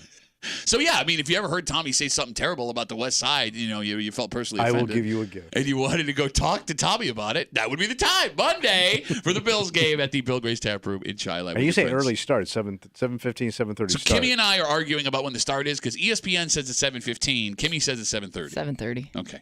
Kimmy says 7:30. Was it like they go live, but the kickoff is like... The kickoff is at 7:30. Okay, well, look, if you tune into the game... Come at 7. If you tune into the game at 7:30 and you Tommy miss the won't be first... No, I will be there at 7:15 Okay. with all my presents. So line up early. Yes.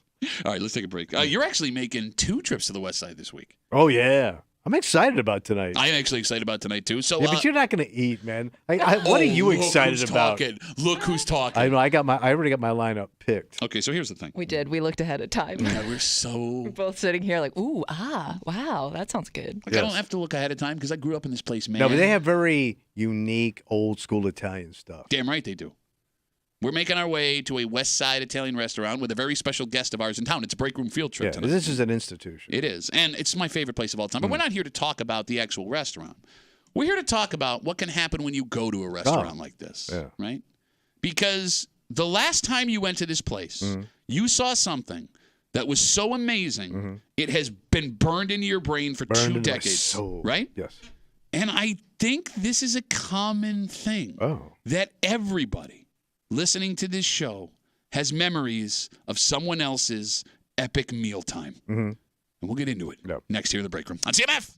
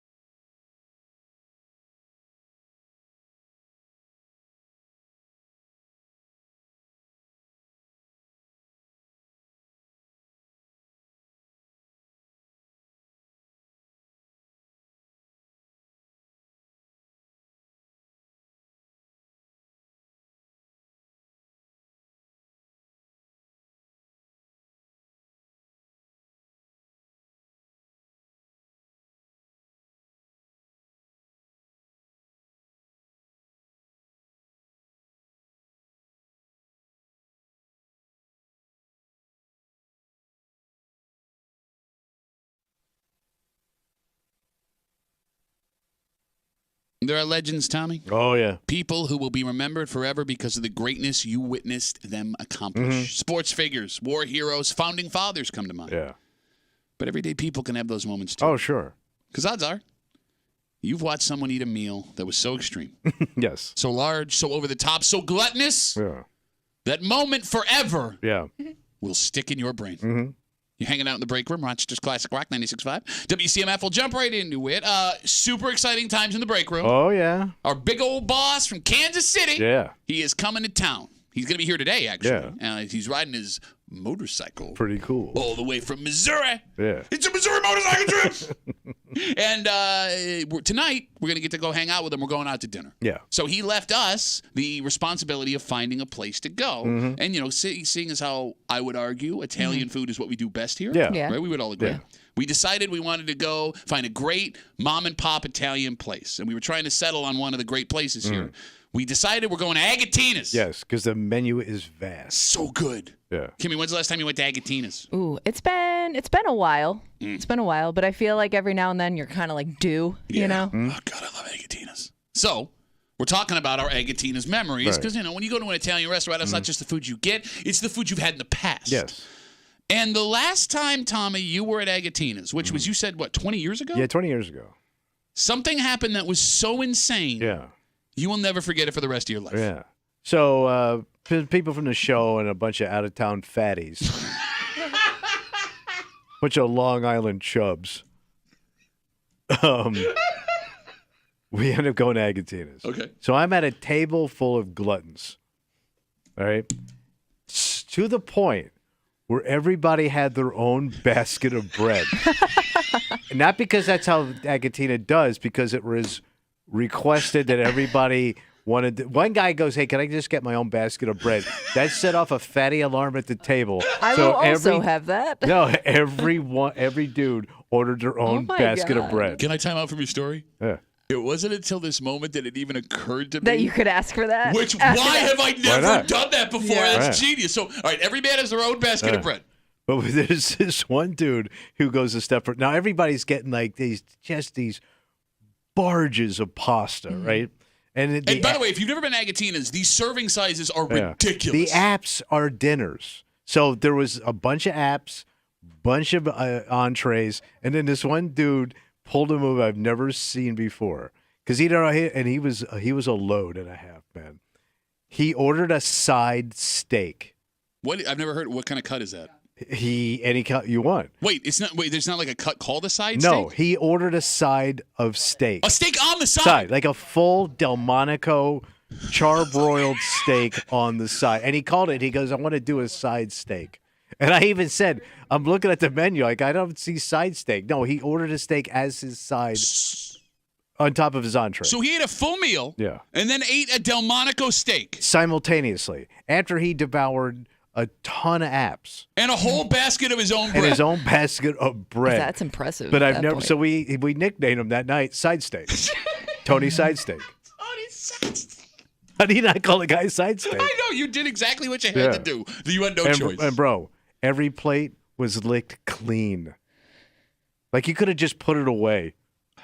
So we're laughing about this the other day as Tommy's telling this story, and we realize that Tommy is not alone. Everyone that can hear us has witnessed someone put the feed bag on so hard In public. you could not believe what you were witnessing. You're in awe. Their epic meal will live in your mind forever for the rest of your life. 252-WCMF, 252-9263. The most epic meal you've ever witnessed one person eat. And I've got multiple stories of this, which is sad.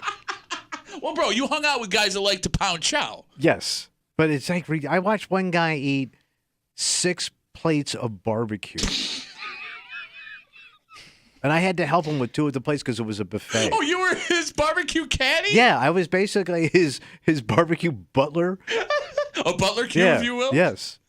Ribs roadie, Kimmy. Oh, and it was in Kentucky. It was like perfect combo. Fat comic in Kentucky at an all-you-can-eat barbecue buffet. Okay.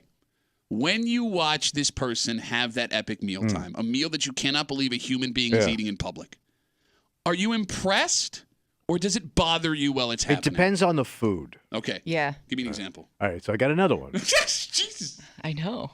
Fat comic comes to town in Tampa. We all go out to dinner, and he's on a diet.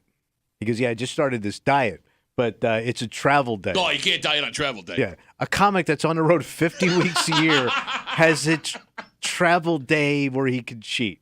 When you're on the road, you're changing venues. Anyway, so he ordered at this place 50 wings.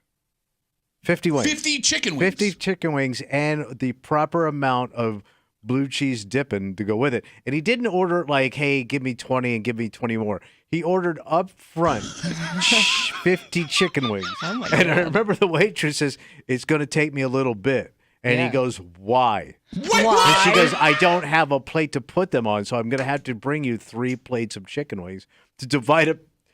I don't have a platter like that. Yeah. We're not caterers. Like he couldn't even wrap it around his head. So they brought him like the world's largest container of blue cheese. It was like what you would buy at Wegmans, like plopped into like a soup bowl that he was dunking it in, and he ate all of them. He ate all of the wings? Oh, bro, this was the fattest Greek guy I ever met. Wow. How do you eat 50 wings I would in think, one like, sitting? once you get towards the end of that platter of wings, like, you're not even enjoying Oh, it no. anymore. Didn't even phase him, man. He was spitting out those bones like they were bleached in the sun. Like they were in Death Valley for 20 years. Kimmy, your husband, for example, he's an Yeah, He's had to put on some clinic. So the thing about my husband, though, is, like, he gets... Like, if it's just us, he has no problem, like, ordering what he wants. But, like, if we're in, like, a group, he holds back. So he I gets think, food shamed. Yeah, and I think he's afraid of, like, running up the bill, or you know what I mean? Like, I think he's just he won't get, like, the side stuff that I know he wants, but he won't order it. Because you'll go get food on the way home from wherever you just We have ate. done that. We have done that, yes. No, I mean, I understand where he's coming from there. And it raises the other question, like, because, look, as we sit here and laugh, as everybody has seen these meals happen, there's also a pretty good chance you've been the person whose meal consumption sticks out in someone else's head, True. right? I know I'm the case for that. Who you will put the feed bag on in front of is also interesting, because most of the time for guys, it's buddies. Yeah. And I think if you're in a relationship, you also have to be with a woman a decent amount of time before you're finally like, I'm going for Let it, loose. right? Like, at what point in your relationship with your husband do you feel like he was comfortable just slamming chow in front of you? Although you slam chow too, so maybe it and Couple of slammers. I've known my husband a long time, so maybe that took less time for him to feel that comfortable to eat in front of me. Gotcha. But I also think if you are dating somebody whose family is known to make a lot of food, So we're talking Italian, Hispanic. like my folks, dad okay, talks all the Greeks. time about like how when he first started dating my mom, my grandparents, like her grandparents, would make like pounds of spaghetti and they'd put it in front of him and be like, you have to. Oh, good, a big person, you eat this. You know what I mean? So like he was like forced to be that guy. Just because like that's how her family made food, No, to her point, man, growing up in Gates, dating Italian girls, that was the best part. That's the size state capital of the universe right there. And they're always so kind with the food. Like they hated me as a person, but for some reason, like when I would go over and they would like make, you keep eating. You got sausage, a meatball, a pie. It's an act of love. It's amazing. Yeah, it's kindness. And like they're upset if you don't. They take it as an insult. Thank you, right? You didn't finish. 252 WCMF, 252-9263. We're talking about epic mealtime. We're going to Agatina's tonight, taking our boss from Kansas City who's in town there. And as we're trying to figure out where we're going to go and what we're going to have, because we did the old people look at the menu first. Like, I don't know I'm getting veal parm. Are you really? No, On a it's non-cheat day? It's not cheat day. I can't wait to watch you eat at Agatina's on a stick to your diet. It's impossible. I don't know what I'm going to do. I mean, are you gonna? You could order like what you want to order and just take some of it home. No, because he can't eat it till I know. Sunday. I don't know what It's like you're in prison. It's my favorite restaurant, Yeah. and this is hell. And I told you guys that before we picked Agatina's. I told you guys that. But no matter where we went, you were gonna pick a salad. No, but like it's so like there's places I can go where it's like I can't eat this, but it's okay. Like You know what the problem Agatina's- is? The smell. Yeah, and my mouth is already watering. I know. With the gnocchis there. Melt your mouth. Seriously, my mouth. God, you're such a dick. What am I doing? You know what? You're like, oh, it's good Agatina's because like you're talking like you're gonna like get like mountains of lasagna. You're gonna get a Caesar salad and shrimp cocktail. Yeah. That's not bad. That's not you. You don't go to an Italian restaurant for a Caesar salad and shrimp cocktail. It's an Italian salad. Is it Italian Hail salad? Caesar. Is it Italian salad? Wasn't he like the mayor of Rome? 252 WCMF. The reason this comes up, the last time Tommy went to Agatina's 20 years ago, he watched the fattest men he knows. In a group of fatties. Like, they topped all these other gluttons. Everyone asked for their own basket of bread. Yes. One man ate an entire meal and a side Delmonico steak. And that's how we ordered it. And we're talking about epic meal times, what you've witnessed. Cody's on CMF. Hey, Cody, how are you, brother? I'm good. How you doing? Good, man. What's up? So, a number of years ago, I used to do college radio in Batavia. Oh, okay. Stop bragging. Not that big of a brag. Come on. Anyway, GCC's so finest, baby. they shut down the station after 35 years. It was sad. Anyway, so every year we would go down to New York City for this. It was called IBS, not irritable bowel syndrome. It's a college radio conference. You're not in radio with those quips? He must have missed that part of the conference about telling a story straight line. Yeah. Just a rambling hour. So the trip, we go down, we do the conference, and the college will pay for the transportation, the hotel, the conference, and then one meal. Okay. The one year we went, we're there getting was 4 of us and the professor. Our professor found us for the meal they were going to pay for this really fancy restaurant that was in like a hotel. And we sit down and we're ordering. Now, this is like a 5-course meal type of place, expensive stuff. I'm looking through the menu. I don't understand half of what's on this menu. There's all big fancy culinary words. I don't know them. I see a steak. There's no price. There's not much of a description. It says it's a 42-day aged ribeye. I'm like, okay, well, that's I'll get the steak. So when the server comes, we get, of course, multiple appetizer soups. She goes, what do you have for your entree? I'm like, what's the deal with the steak? She goes, well, it's a steak for 2. The only cut we have left tonight is a 38-ounce, 42-day aged ribeye. That's a 2-pound steak. It's meant for 2, and it's $250. I said yes so freaking fast, I never thought I'd even be able to say yes to such a thing at that price. Cody, did you eat the entire 38 ounces at the restaurant? Yes. No way! Can you physically eat 38 ounces of steak without dying? Your heart would stop. I don't know, man. All that fat and grease and salt. Apparently not, because I did. So the only disclaimer is there was a girl that was with us that had a little bit of the steak. She had like a corner chopped off of it, so she might have had 2 ounces worth. That's insane, bro. I'm a fat. I had fat days. But you Cody. ate all them hungry mans. Yeah. You stacked those up. You had beef and gravy.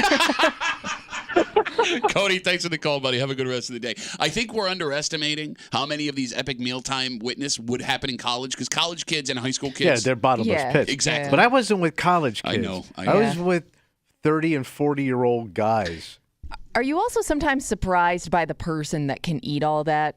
Well, let's talk about that. Because I think you have an image guy of who that person's going to be, and all of a sudden, like the thinnest, most, like the tiniest guy at the table is the one that finishes the 2-pound steak. Well, that's just it. Like, the thing that infuriates me the most are like guys that are in really good shape that can have these like amazing meal times where they can eat like 5 fried chickens. Yeah. Like, think The Rock on his cheat days. Like, it's not fair that you get to look like that and eat like that. But they got to starve themselves the rest of the week, though, right? I don't know. Yeah. Well, think of like Terrible Time Timmy. Whenever he comes in here, he's got like he's a pit. He's got like fast food, or he's got like all those like muscle milk things. But like it seems like he's one of those guys that can just keep eating stuff and never really fills up. No, but some people have that metabolism. No, Timmy's not that guy. We watched him. He had a McGriddle. It took him the whole show to eat it, and we could see it going down his esophagus. You can follow it like you're tracking a storm with the Weather Channel. But we keep talking about guys. It's not always men, and it's not the kind of woman you're thinking. It would gross me out to watch some chick power eat. You've never been around a pregnant woman, especially early in pregnancy?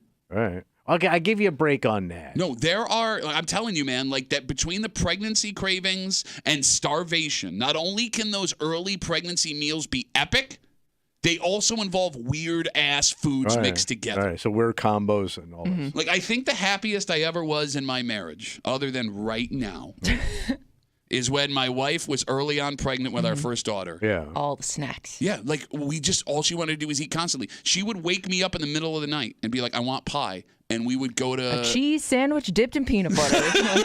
but we would go to what's the diner on West End Road? Why am I blanking? Jay's. Yeah, Jay's Diner. They got everything.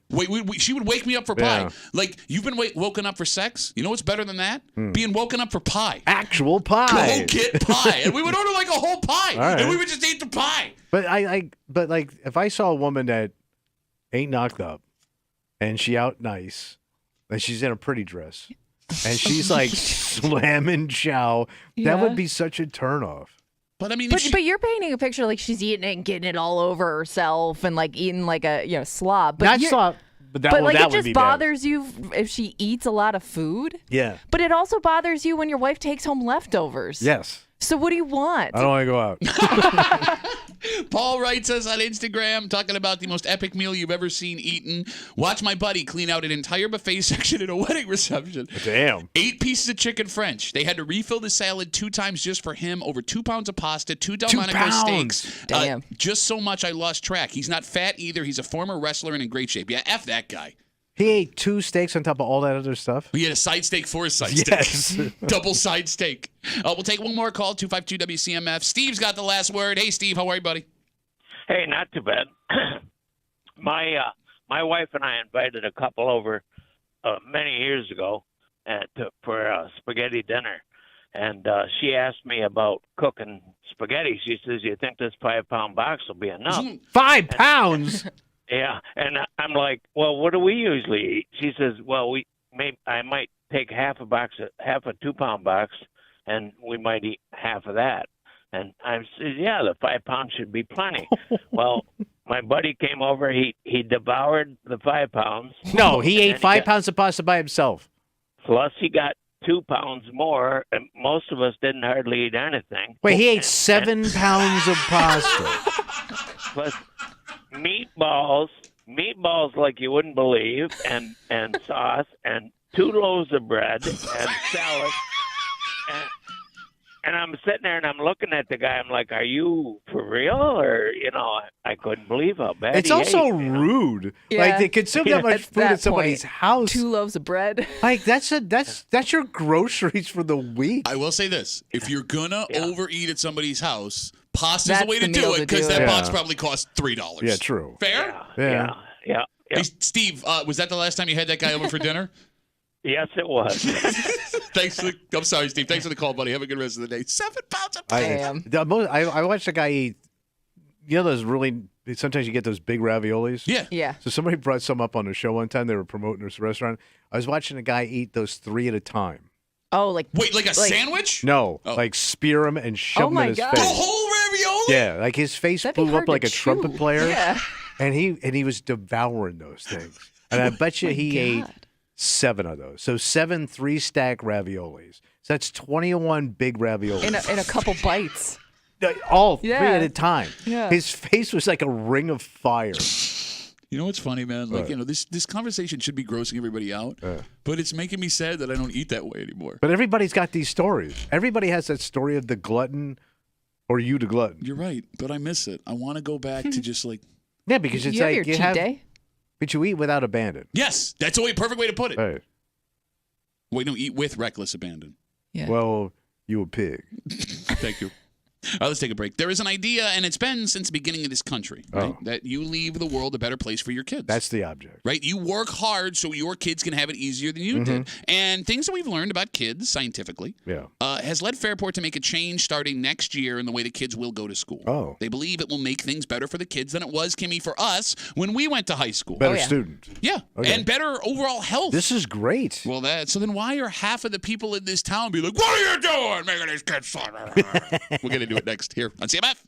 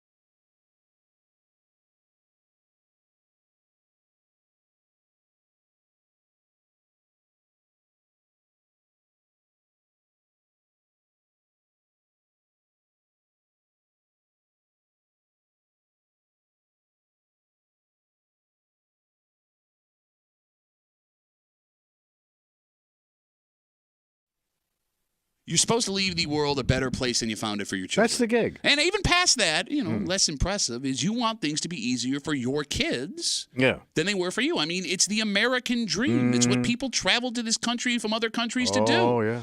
So then why every time we try to do this do half the country get super upset about it? What happened? You're hanging out in the break room. Rochester's Classic Rock 96.5. WCMF. Big announcement from the Fairport School District next year. Right?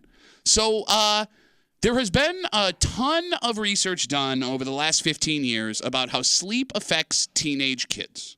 Okay? And based on that information, Fairport is shifting the start times for middle and high school kids so they will be able to sleep longer during the week. Middle schools won't start until 8:30. The high school won't begin classes until 9. And it looks like the length of day will be exactly the same. They're just pushing everything back by about an hour. Okay. And again, the reason is simple. Teenagers need sleep. The district says the mountain of studies conducted that they've looked at convinced them that for the health of the kids, they're not sleeping enough. And this will give them the opportunity. Story about this on News 8 last night. Talked to someone from the Neuroscience Institute at the University of Rochester. What's neuroscience? This gentleman said older high school students, should be getting upwards of 10 hours of sleep per night. They call that a coma. To be healthy and ensure they are retaining the information they're learning from the day before. So what time do you have to go to bed 10 to be hours at school at 9? 11. Oh, to be at school? So you'd have to go to bed, probably get 10 hours of sleep, get up, get dressed, get on the bus or get to your car, what time do you go to bed? So I'm guessing if you're in bed by 10, up by 7, that gives you 2 hours to get ready and get to school. That's fine. And high school kids can get ready in 2 minutes. Brush your 3 swipes of the brush of the teeth, and you're out the door.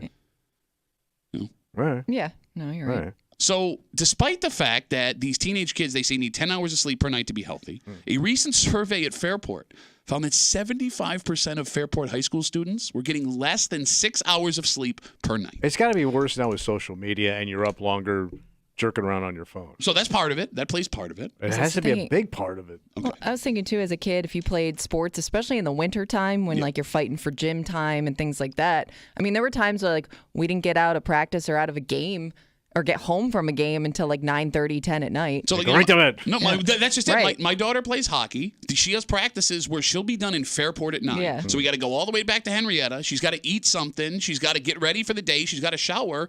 I hate it. You know, hopefully she found time to do her homework in between. Exactly. Yeah. So but she couldn't get those 10 hours of sleep in if she wanted to based on that schedule. But it's still better than it would have been, I guess, would be the argument. But like my poor kid's got to be up at 10 to 6 in the morning, right? Like what about the old days, Pat? You got up in the morning and you went to work at the mill before class, and then you went and fought in a war. And in the afternoons, we fought the Nazis. So that's what's so strange about this story. Yeah. And the phone number is 252-WCMF, 252-9263. Because believe it or not, no one in this room is a neuroscientist, right? So we're going to have to take the folks over at the U of R at their word here. But like we said, we've talked about studies like this in the past on the show. Like the research seems to indicate that sleep is very important for kids. And the Fairport School District has found a way to make this work. So why are about half of the people that are commenting on this story so angry that Fairport is doing this? Like, they're upset. I think the biggest reason... It's that whole mentality of, well, I had to do it, so you need to do it too. You need to suck it up and do it. I think people also think that, it made me, a more proactive person in the morning, or you know what I mean? Like they'll say that like that contributes to them being a successful adult because you can't sleep in when you're an adult, so might as well get used to it now. So my old man, and this is even before I was a kid, like even my brothers and sisters, nobody could sleep in on the weekends. You gotta get up. You gotta lay around in bed all day. And he would get up, read the paper, and smoke a cigarette. But he wanted everybody up. So my old man, as soon as he was up, everybody, he would, my mother would be up because she had to like clean up after him and make him his breakfast. But he had that mentality: you're laying in bed all day, you got to get up, you're playing your weekend. But like Kimmy, you nailed it. Like most of the comments about this are people saying, "I had to do it. Why do these kids have it easier than I did?" My old man had no reason for this. By the way, my father never had a job when he was in high school. Well, he didn't have to. His parents were rich. Right. Yeah. But he thought you needed to get up and go get a job. I guess what I can't wrap my head around, and again, the phone number is 252-WCMF, 252-9263, why there's a pretty large segment of the population who wants all kids to have it as hard as they did when they were younger. You can't raise a bunch of slag asses. But China's been up for 12 hours. course, they're different time zones, but that doesn't matter. I mean, despite the fact that we're learning new things about what kids need, which will always happen as time moves forward, despite seeing that maybe things are harder now to be an actual teenager than they were when we were teenagers, like there is a shockingly large amount of the population who want to watch these kids go through the same pain they did just because they had to go through the pain. But it sounds to certain people lazy. Okay. It sounds like you're raising a lazy kid. Okay. But the kid's still getting the same amount of school. But they're not hearing that. They're hearing sleep in equals lazy. That was my father. Okay. But if we have the research in front of us, and the research indicates this is a good idea, every other... The Lazy Institute? Well, look, man, like you hear these stories of like folks coming from other countries. Like how many folks are your Italian great-grandfather or your Irish great-grandfather? They didn't sleep. Yeah. But they come to this country and they work their hands to the bone to afford their kids to get an education, right? And then those men and women, they grew up and they took that high school education they had and they worked their hands to the bone so their kids could go to college so it would be easier for them. Like why... In the last like generation or two, have we decided like, oh, you know what they did to make things easier? Screw that. You're like, my life was hard as a kid, so your life's hard as a kid. I don't get it. I know. I want things easier for my kids. Shouldn't you want things easier for the kids? But you don't want to raise easy kids. Well, but I mean, somebody should have talked to your grandmother about your mom. How you worked that in there? I was sleeping in all up in her crotch. Jesus. God, I'm sorry. I know. Yeah. Yeah, one step too far. That's how good. Yeah. I forgot what I was going to say. Yeah, my mother's scratch will wipe your mind clean. Yeah, tell me about it. I mean, I would say you're saying you're making things easier for your kids, but wouldn't you want, like let's say this helped improve your kids' grades or kept them more, just engaged throughout the day. It's worth it in the long run, right? Like, I mean, it's one thing just to make the argument for like the memory, because that's one of the arguments made here. Like the kids aren't actually retaining the information because they're not getting enough sleep. But like, if it helps their bodies and brains, what's the worst that happens? You're still home, and it's 7, 8 o'clock in the morning when you're usually out of here early, and I can get things done. Okay. You're also underfoot longer. Okay. Like your parents' schedule, the parents' schedule hasn't changed. The kids did. Understood. But like in this case, you're talking middle and high school kids. Those are the only changes. The elementary school is still early, right? So at that age, those kids can get themselves ready and get themselves to school. Kind of, to your point. But if I can get, if my schedule means I got to be out the door at 6:30, and now you're there till drag ass 8:30. I know you're going to leave the place a mess. Okay. I'm going to walk home to the kitchen's going to be a mess. Your room and the bathroom are going to be a mess, or at least I got a chance to like contain that before I leave. Fair enough. Somebody did call and bring up another good point about how this could affect other things. Like if your kid has a job after school or, like the after Nobody school wants to stuff. work anymore. The after school stuff's all going to get pushed back. So you may just kind of be moving things around where your kid may be up later. Okay. It doesn't necessarily mean they're getting the amount of sleep that they need. So to that point, we got Facebook messages coming in. You can always get us at WCMF or the Break Room Facebook page. Again, we're talking about a move that Fairport announced yesterday. Starting next year, the middle and high school start times for school will be later. Middle school won't start till 8:30. The high school won't begin till 9. And it looks like their day is going to be the same length. But they're doing this, they say, because of all of the research that has been done over the last decade and a half that says these teenage kids need more sleep. And the way that the schedules are laid out with activities and sports, that they are not even getting the ability to do it. This comes in from Ann. Ann writes us, the argument against it is the kids are just going to stay up later, and this will all be for nothing. They're going to shift their schedules. They'll be watching Netflix and on TikTok. I'm not making that up. And they'll be staying up until 1 in the morning instead of staying till 11 now. I mean, I guess it's a valid concern. But, I mean, it gives you the ability as a parent, if you want to set those boundaries. Yeah. Because I don't have the ability to set that boundary with my daughter. I can't tell her, you're not going to hockey practice tonight. Yes. You know what I mean? Yeah. At least you get a little cushion in the morning. I guess, but here's the thing, too. Like, I also know how it is as the father of a teenager. Where like there's going to be doing all my homework in the morning. Yeah, I'm going to give up. Ooh, extra homework time. Can I just? My kid's in school now, so I can say this. That's what my daughter's been trying to pull. My oldest. morning study. Yeah, like I do my homework on the bus sometimes. So she has an hour or two when she gets home from school to get all of her homework done. Yeah. She can do it and then go to practice and be good, right? But she wants. But your brain needs a break. There's no downtime. Right, like you're going from school, do more school. Okay, look, you want to play hockey? You want to play travel hockey? Here comes Dick Dead. What? You want to stay competitive? But no, if you commit to something, like there are sacrifices. But you're kind of You being did that make a dad. commitment. You're kind of being that dad because you know you were the same way and you understand better King than Slack anybody. over here. No, but that's the Flappy problem. Slack. Flappy slacks. Don't talk back. Flappy slacks. Don't talk back. That was the problem. Is I would be like, I'll get up and do it in the morning, and then I'd get up and I'd either just like write things down that weren't. Copy somebody else's Yeah, homework. exactly. I got caught so many Copy times. queen over here. I'm not. Hey, you got that math homework? I'm not going to let my daughter do that because I know she's going to fall on her face. But she can't know that I was the one doing that back in the day. Oh, But what she if we lose knows. our educational competitive edge by doing it? Oh, here we go. We're going to do this now. Every conversation we have about school, you bring up the Indian folks and the Chinese folks and the Korean folks. Don't even Korea. Forget about it, man. That's Tom Brady. Korea, Tom Brady. But like, you don't know anything about it. You've never South been over Korea- there. You never watched those kids study. They don't sleep. Shut up. You know, Koreans don't sleep. Get the hell out of They here. don't. Not Koreans are nocturnal. Every time I run into one, they're wide awake. How's that? Explain that.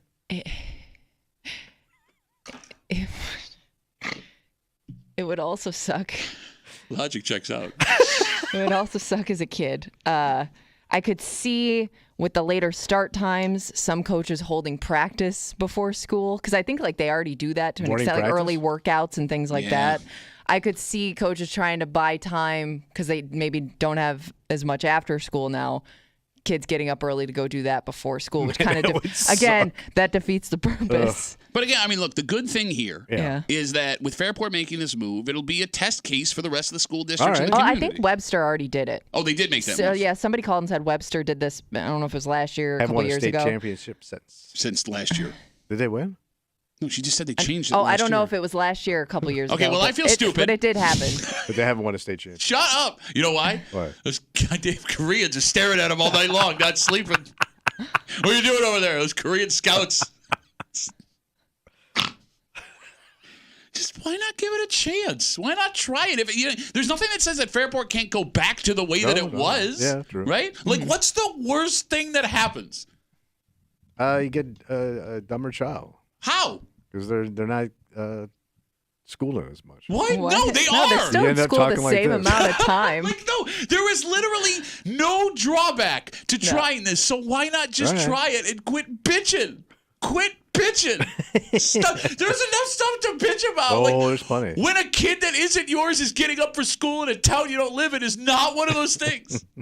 Let's take a break. All right. Like, for example, if you worked at a company that made billions of dollars but was not giving you things that they produce for free, that would be something to bitch about. Yeah, sure. That's changing. Oh, Amazon does not have the best reputation when it comes to how they treat their employees. no, they don't get much sleep.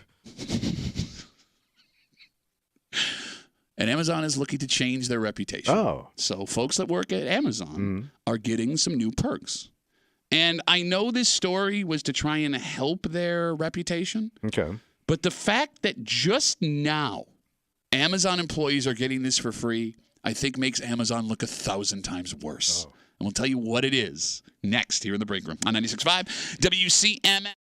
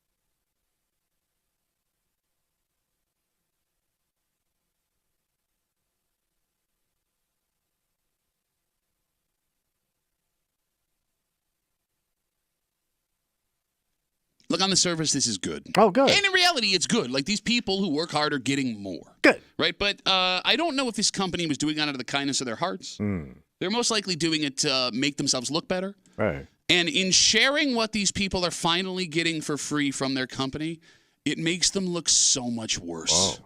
You're hanging out in the break room, Rochester's Classic Rock 96.5, WCMF. When it comes to companies that have a lot of publicity for how things go with the people that work for them, Amazon's probably on the top of that list. Yeah. They're driven pretty hard. Yeah, we've heard some pretty rough stories. Yeah.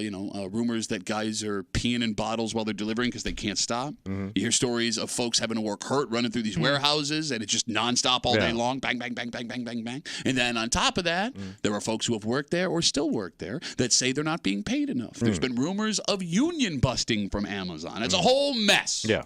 So with that, it sounds like, Tommy, Amazon is trying to give themselves a little good publicity. So what are they pulling? Yesterday, they announced that they are giving their employees, warehouse and transportation workers, a whole bunch of new benefits. First off, they're bumping up wages by at least $1.50 an hour. Nice. Okay. That's good. Yeah. Awesome. If you All work right. at Amazon, we're really happy All right. for you, right? But the funniest benefit these employees will now be getting. What? From this point on, Yeah. everyone who works in the warehouse and drives for Amazon will get Amazon Prime for free. Oh. They didn't get that before? Nope. That's So like they had to pay for their own package potentially that they were handling and maybe putting on a truck to be delivered. That's exactly what they were doing. So what's Amazon a month? $14? Amazon $15? Prime is $139 a year. Okay. So yeah, about there's your- 14. Yeah. There's your raise. Okay. So yeah, you're right. I mean, it would be a nice perk just in general. Like if the place you work was like, we're going to cover your Amazon Prime, you would be excited about Yeah, it. because this place charges me for radio. That's ridiculous. Not enough. But Kimmy, you're right. Yeah. The fact that they have not. There wasn't even a Yeah. discount before. No, like 50% off. Yeah, you're right. They paid full retail. Are you sure? Are you sure about that? Did you see I'm the not story? asking you. Like it sounds like they never got a break before. As far as I know, they did not. Unless I'm wrong. 252 WCMF. If you worked at Amazon, Yeah, did was you there get at kinda- least a They got discount? an employee Yeah. discount. Yeah. Because no, you're right, Kimmy. These people were paying for potentially their own packages. Their own shipping. Yeah. And like, here's the thing, man. Here's the thing. Like, even now that you've given them the Prime for free, because it includes 2-day shipping. Yeah. I don't even really need the 2-day shipping, because if I buy something, I can just go get it myself. Oh yeah, true. Out of Does the it work warehouse, out? Yeah, right? yeah, Like, yeah. I got the truck. yeah, it's right here. Like, if I work in the warehouse, I could just walk over to aisle Yeah. A47 and grab the thing I just Yeah. bought. Are you allowed to do that?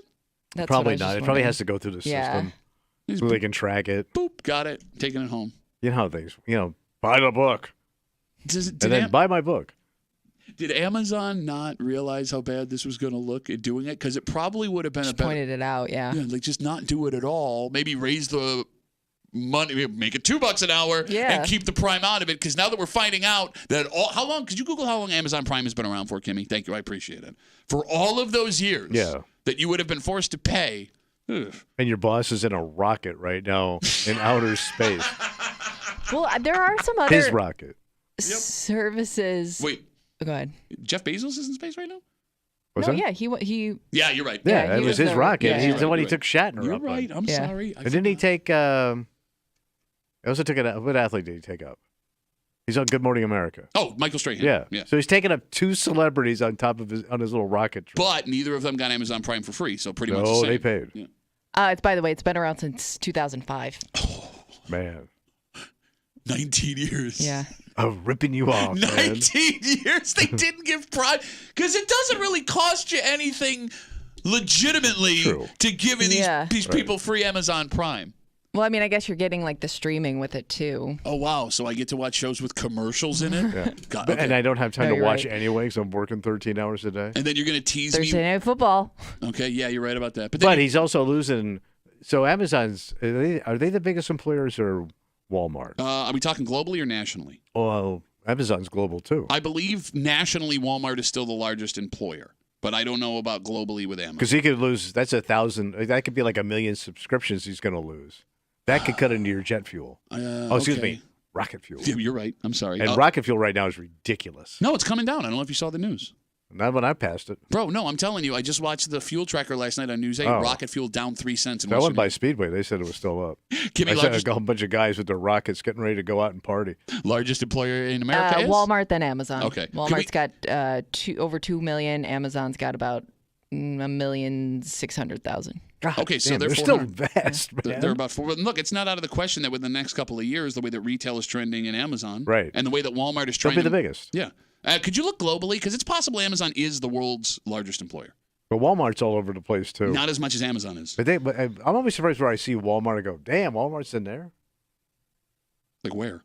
Well, like, places where you wouldn't think. You didn't really think that went through, did No, you? like Vietnam. Do you have Walmart in Vietnam? They got Vietnam. They got China. They're in. Hold on. They got Walmart is in Indonesia. Walmart is still the biggest. Can you Google if they have Walmart in Vietnam? Because now I see you panicking. No, I'm telling you, man. You know what the worst part is? They just moved into Korea, and it costs them a fortune. Why is that? Well, they have to be open 24 hours. Because I just heard the break room, Koreans don't sleep. What did I tell you? What's that? You run into a Korean dude, he wide awake. And they really cuts into their... I think Teddy grew up right next to a Walmart in Bali. What really cuts into their profits in Asia is, they can't sell any cheese. Why? Well, they don't have cheese in China. Wait. They don't have cheese in China? They don't have cheese in China. They don't have cheese. Okay. Yeah, Walmart's all over the place. Okay. What do we have? Vietnam. So Walmart. okay, so I'm getting news articles about Walmart.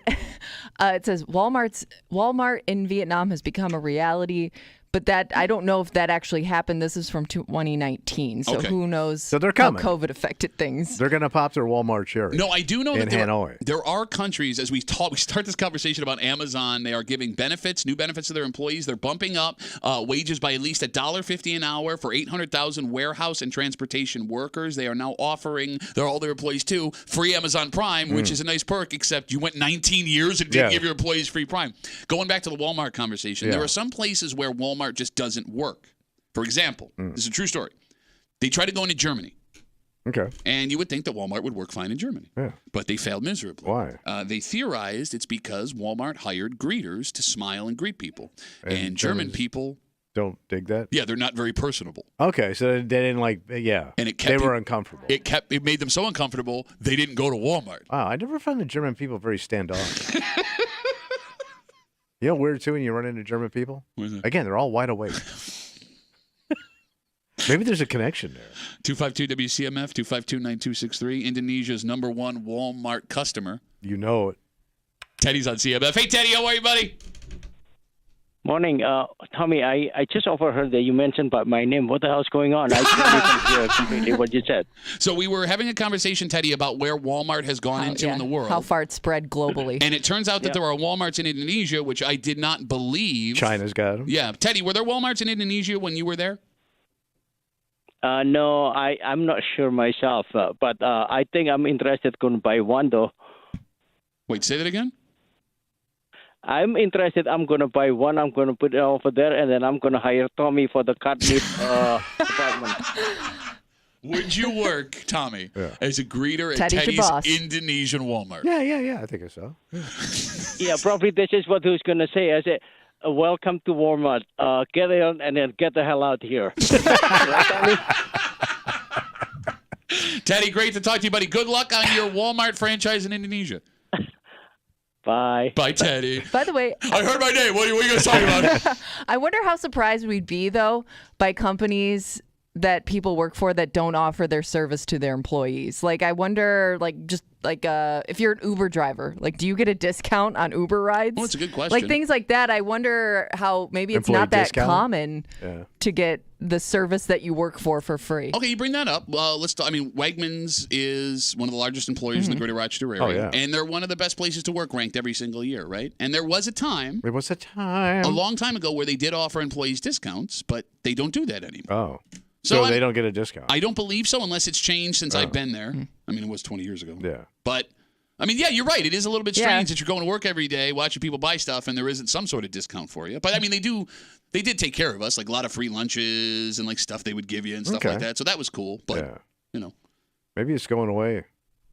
Or it's coming back. discount. If Amazon is going back and doing this, maybe other companies have to follow. Walmart might have to step up. Keep that Indonesian base going. Let's take a break. Free is great.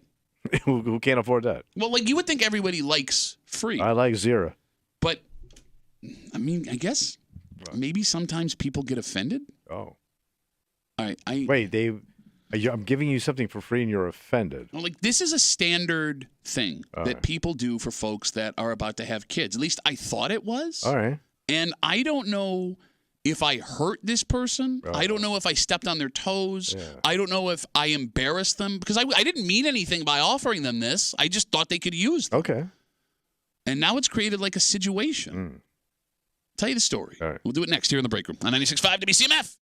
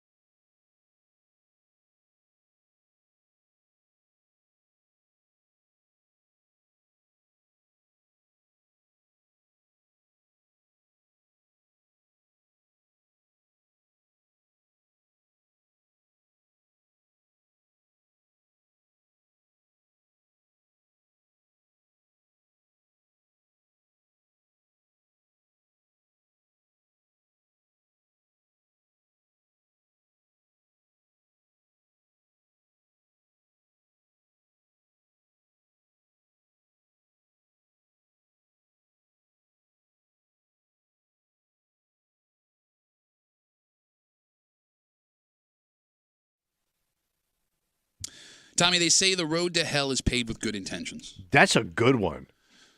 And it's weird Yeah. how you can, in your mind, be doing someone a solid, Mm. and that person looks at you and says, this is a slap in the face. So it came across as charity. But look, man, I thought this is something everyone did. All right. And I guess I just assumed that the person would be grateful for what I was offering.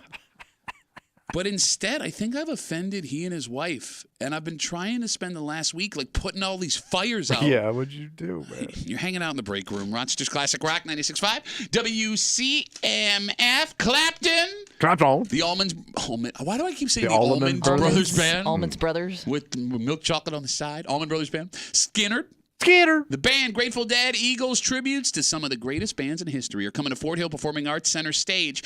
Head to the contest page right now, WCMF.com. Enter for your chance to win a Legends of Rock tribute pack, which also includes a pair of tickets to 5, count them 5, Damn. 2024 tribute shows this fall, courtesy of Fort Hill Performing Arts Center. If you can't wait to win, get your tickets today, forthillpac.org. Your ticket price leaves plenty for drinks and dinner at one of Canandaigua's great bars and restaurants, just minutes from an intimate, near-perfect acoustic concert experience. Hopefully you won't be there. That is Fort Hill. Talking like that. Come on out to Fort Hill. Great acoustics. So good luck from your friends here in the break room on CMF. So, Tommy, you know I got 2 girls, 12 and 14.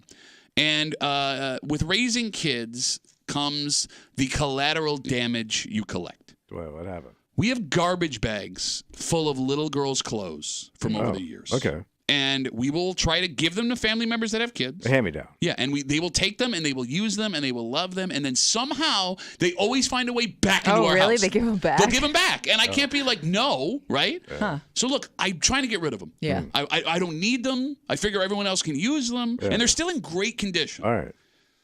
With the littlest clothes too, Tommy. Like these kids grow so fast. You know, with your grandkids now, Yeah, right? you use them for the shortest period of time. They'll wear them Yeah. once or twice. There are clothes that my daughters, they're still on hangers. They never got to wear them. From babies, yes. And I know your wife doesn't chintz. So these are like high-end kid stuff. And no, baby clothes sometimes will change. Nothing is too low for her. Pass calling you Dr. Chintz. Are you right now? texted by, they call it Dr. Chintz. She's so chintzy. So my buddy and his wife, All right. they had a baby like 2 months ago. And last week, I shot him a text. Yeah. And I said, hey, man, I got a ton of baby clothes. Would you like me to drop them off? And he texted me back, why did you buy me a ton of baby clothes? Oh, he thought you went out and purchased them? That is a weird first Yeah. start. Weird first start. Right. So I call him and I explain their secondhand clothes. Yeah. Oh, no, the kids have used them before, blah, blah, blah, blah, blah. And he's really quiet and he's not saying much. And he goes, yeah, I'll let you know. And he gets off the phone like real fast. Yeah. So I don't hear from him. And I want these things gone. Yeah. And I text him a few days later. Oh, man, you're pushing your clothes. Well, look, just do you You're want the being pushy? I'm not. I don't. Do you want the clothes or not? Do you want them or not? And he unloads on me. Oh, really? Okay, I'm going to read you the text that he sent me. All right. Are you ready? Quote: I'm not some charity case, and I don't need your used stuff. I can provide for my family, and this is that, and it just goes on. Yeah. I was in shock. I kind of assumed that passing down baby clothes was like a standard thing, and that everyone accepted secondhand stuff for babies. I understand that, but generally that usually goes mom to mom. Oh, no. Not dad to dad. I No. thought. I always thought like the wives would do that. Like Nana would reach out to that person and do it, not the guys. Well, but if it's his buddy, I guess with All right. with I didn't know kids. guys did that. Well, no, I mean, I've offered like my daughter's hockey equipment as she gets older. I've given it to dads that their daughters play hockey, right? Dads are usually the ones that want it out of the house. Yeah. Okay. Like I could see my dad doing this. And like I thought every family accepted hand-me-down baby clothes. We did it with our kids. When I was growing up, my siblings and I lived in secondhand clothing for our entire lives. Yeah. By the way, shout out to the Foltz family and they're like 8 boys that live out Gates. They're 8 wide boys. Thank you. So it was like a neighborhood thing back in the day where I don't know if that really happens anymore. There aren't a lot of kids my kids' age, like older than my kids in the neighborhood. Well, so and I wouldn't know. also think there are so many places where you can potentially sell those clothes again, or like bring them to those shops that were kind of far and few at the time when we were kids. Yeah, because now you have like Bye Bye Baby, or Yeah. not Bye Bye Baby. There's Once Upon I a know. Child, Yeah. Play-Doh's Clydes and stuff like Yeah. that. So if that was the end of it, it would be awkward enough. Right. But it gets worse. So he's offended. He's offended. And not only is he offended, He's letting you know he's offended. I've been getting texts from other buddies. Really? Asking why this guy is so upset with me. Yeah. His wife is texting their wife, according to my other friends, and mother effing me for making this offer. Wow, so they really know you. Bro, I'm sitting here with garbage bags full of clothes wondering what the hell happened. So you pissed them off. But why? 252-WCMF, 252-9263. Would you be offended if someone offered you secondhand stuff you could use? And it's a buddy of yours, right? Yes, yes. And I know how you treat your buddies. I treat my buddies well. But you also run your mouth. And you like to bust balls. So could this be? Are we getting the full history of this dude? Is this just the straw that broke the camel's back kind of thing? Like he knows he's always trying to get one over on me. He's always trying to show his dominance. Sure, what am I, a pit bull? No, but I know how you treat your brother. Yeah. Okay, that brother is different than buddies. Yeah. Brother is different than buddies. Well, is it? We don't know. I know how you we treat don't me. know. How do I treat you? Terribly. How do I treat you? I mock have me. nice stuff. I know you want it. Yes. No, but this stuff is nice stuff. I mean, it is. It's Sure it is. I understand that. But you you are- also like to mock and like, busted, I had to give you all those clothes. Now you're sitting here running your mouth. I would never do that with baby clothes. And they don't need them. I know they don't need them. I understand. I just figured you could use them. Like, why spend the money if you don't have to? Right. And it was not an Valid indictment. points. Look, it was not an indictment on he and his wife. I swear to God, I was not trying to be a big shot. I thought everybody that has had a baby has baby clothes. We didn't even pay for half of them. They came as gifts. Yeah, but you got to figure if you have that much stuff, he may also have that much stuff right now. First kid, though, and these are bigger kid. Like, the clothes go up in range, right? So it's like, sounds hey, like man, a great deal. Maybe it's who's doing the talking. I don't know why I'm even listening to you about this. Because no, you've never You've gone never through had this. kids. No, I've you had didn't. clothes. You claim I could fit into baby clothes. Actually, maybe I should take them. I'll bring them in for you. Yeah. You look very pretty. It's a pretty Do you have dress. any strappy shoes? Actually, I think we do. We have white, strappy church Man, shoes. you know I'm dying to buy some white monk strap slip-ons, and my wife won't let me. Is this something that people stop doing? Well, maybe it is. No, but people need stuff. Like you said, like the amount of clothing you need for a kid is like astronomical. I'm learning this. Yeah, yeah.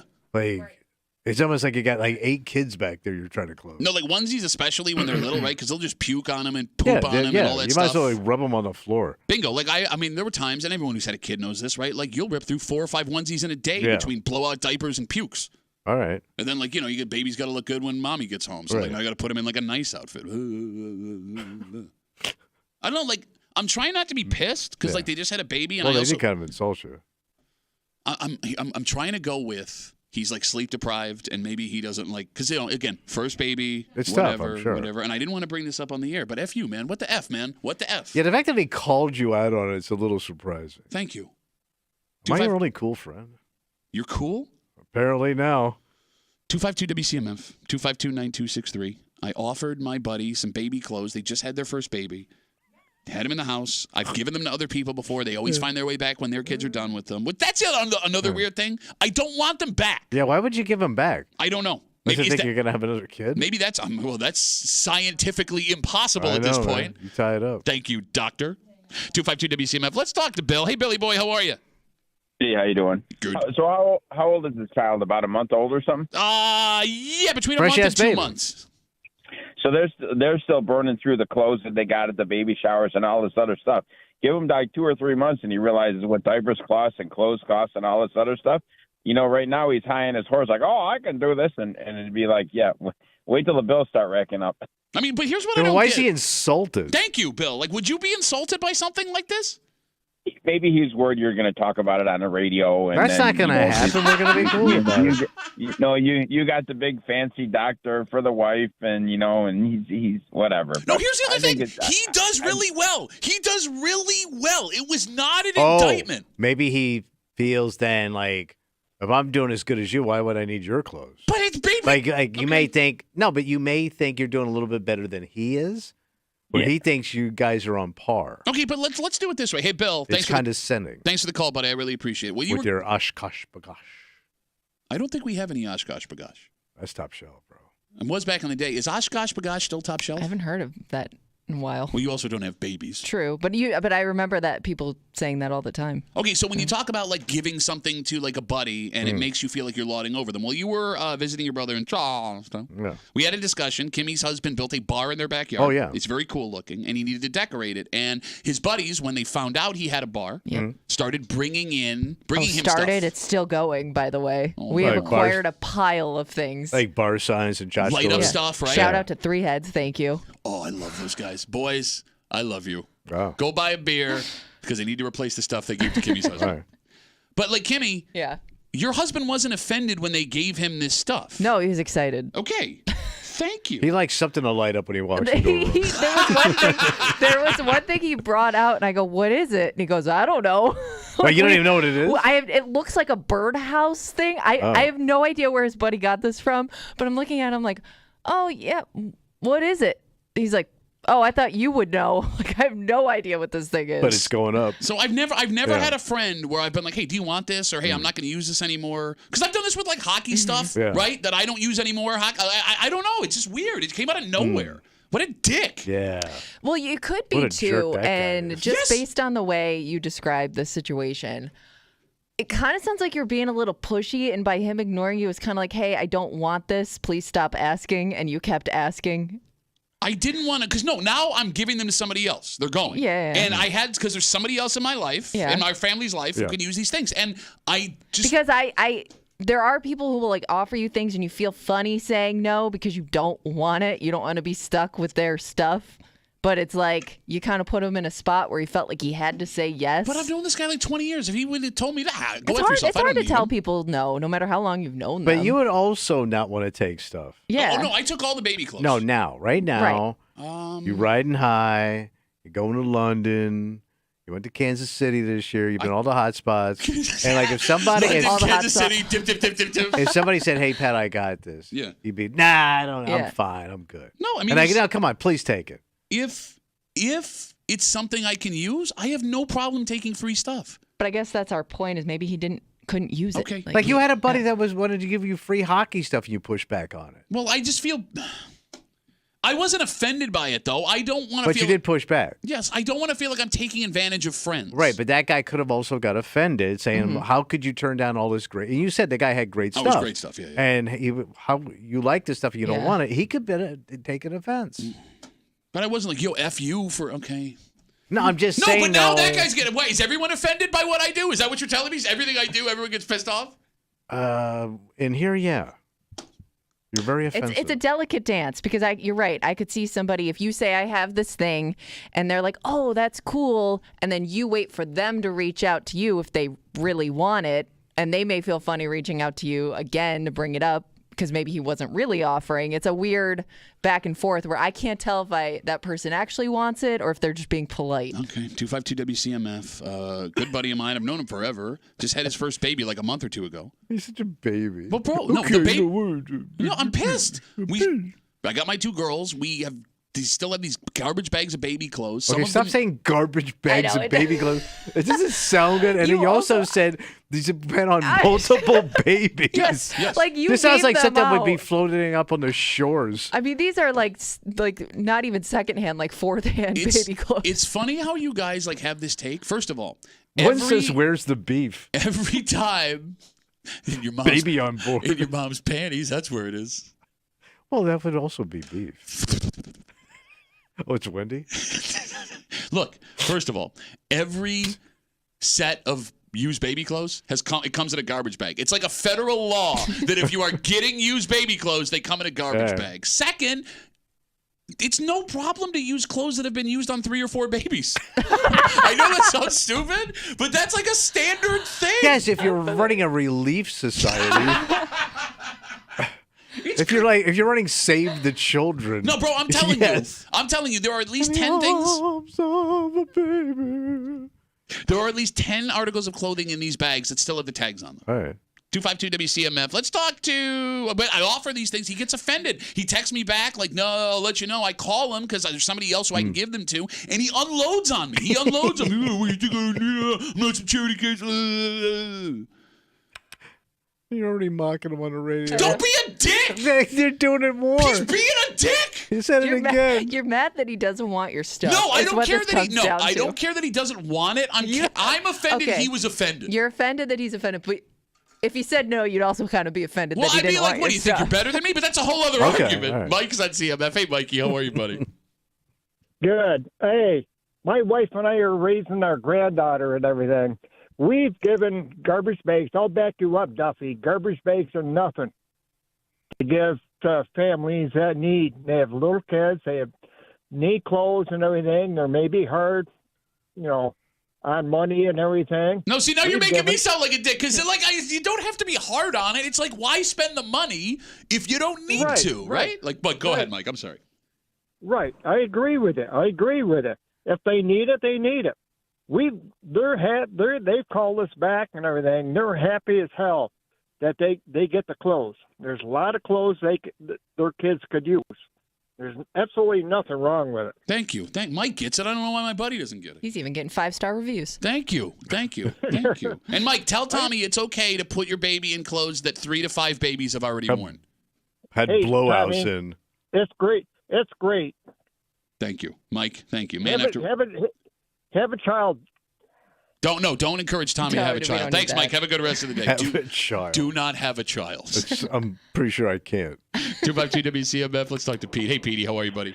Hey, so actually, I had a different story to say, but I remember as you guys were talking, my mom, while this woman was alive, used to take care of her. It was an old neighbor that I grew up next door to. So as she got older, my mom would just start taking stuff from her because she was giving it to her, and it was the most random crap that you can think of, like cardinals on a freaking sweatshirt type crap. Nice. And all of a sudden, it would start showing up at our house randomly without her telling us. So wait, And she then, was just bringing it over and leaving it at your house? Yeah. Just jumping it off. Like it's a drop off. Just dumping it off. So I'm starting to return the favor to her when I get certain things from customers that they're just trying to get rid of, like a random snowman that lights up and it's been sitting in her garage for 6 months, and she's been yelling at me to get it out of her garage. Tommy's wife might actually want gonna that end up light at up my house snowman. at some Yeah, right. Everything ends at Kimmy's house is a black hole. Yeah. I'll drop it off at your house later today, Tommy. Thanks, buddy. Petey, thanks for the call, buddy. Have a good rest of the day. Like, okay, when it comes to buddies, because I see you guys on hold. Sit tight, I Yeah. want to talk to you. Like, the baby clothes, fine. Maybe he doesn't understand, like, the Bill's point, the first call, right? He doesn't know how expensive this is going to get. He's sleep deprived, whatever. Yeah. You dick. What is acceptable for a secondhand hand-me-down man-to-man? Yard stuff. Okay, but that seems more insulting. Well, Can't it depends afford a on maybe rake, on you who it's bitch. coming from. Like, would you be offended if a guy upgraded his garage tool setup and Not gave if you his... got his stuff and you didn't have it before. Would you right? take that stuff? Tools are expensive, so I mean that might be something you might grab. Would you take it? I might. Yo, you charity case bitch. You can't afford your own tools. Oh, no. Craftsman, pretty cool. Hey, Craftsman's quality stuff, bro. Thanks a lot. See, then you mock me, but What are I you talking take about? it. No, that's what he's got a high-pitched voice. It's a Yeah. medical issue. You're the dick for making fun of him. So I had a father-in-law. He fully stocked my garage when my second marriage from all his old stuff. Yeah. See, that's interesting, too, because that's the man whose daughter you are there to take care of. Right. Looking at you and saying... You ain't got enough tools to handle my daughter. Exactly. Like, that would be offensive, I think, to more men than, like, a baby. Yeah, I was gonna say. I mean, maybe you may be offended, but you also need it at Yeah. the same time. So it's hard we to just argue. bought a house, man. Oh, I forgot I was talking to Tommy Takes. My apologies. My apologies. I would assume a lot of guys. That's where most of their tools come from. A family member or somebody that just has a ton of stuff. No, that they're trying to don't think push you're on wrong. you. All right, how about this? Would you be offended by a hand-me-down car? Let's say your kid turns 16, 17. They need a ride. Yeah. Buddy's got one. Look, I'll sign it over to you. Your father-in-law, they got it. You can Take it. give your kid. But you wouldn't be offended by a car? No. Wait a minute. Cars are expensive. I mean, my car was my aunt's.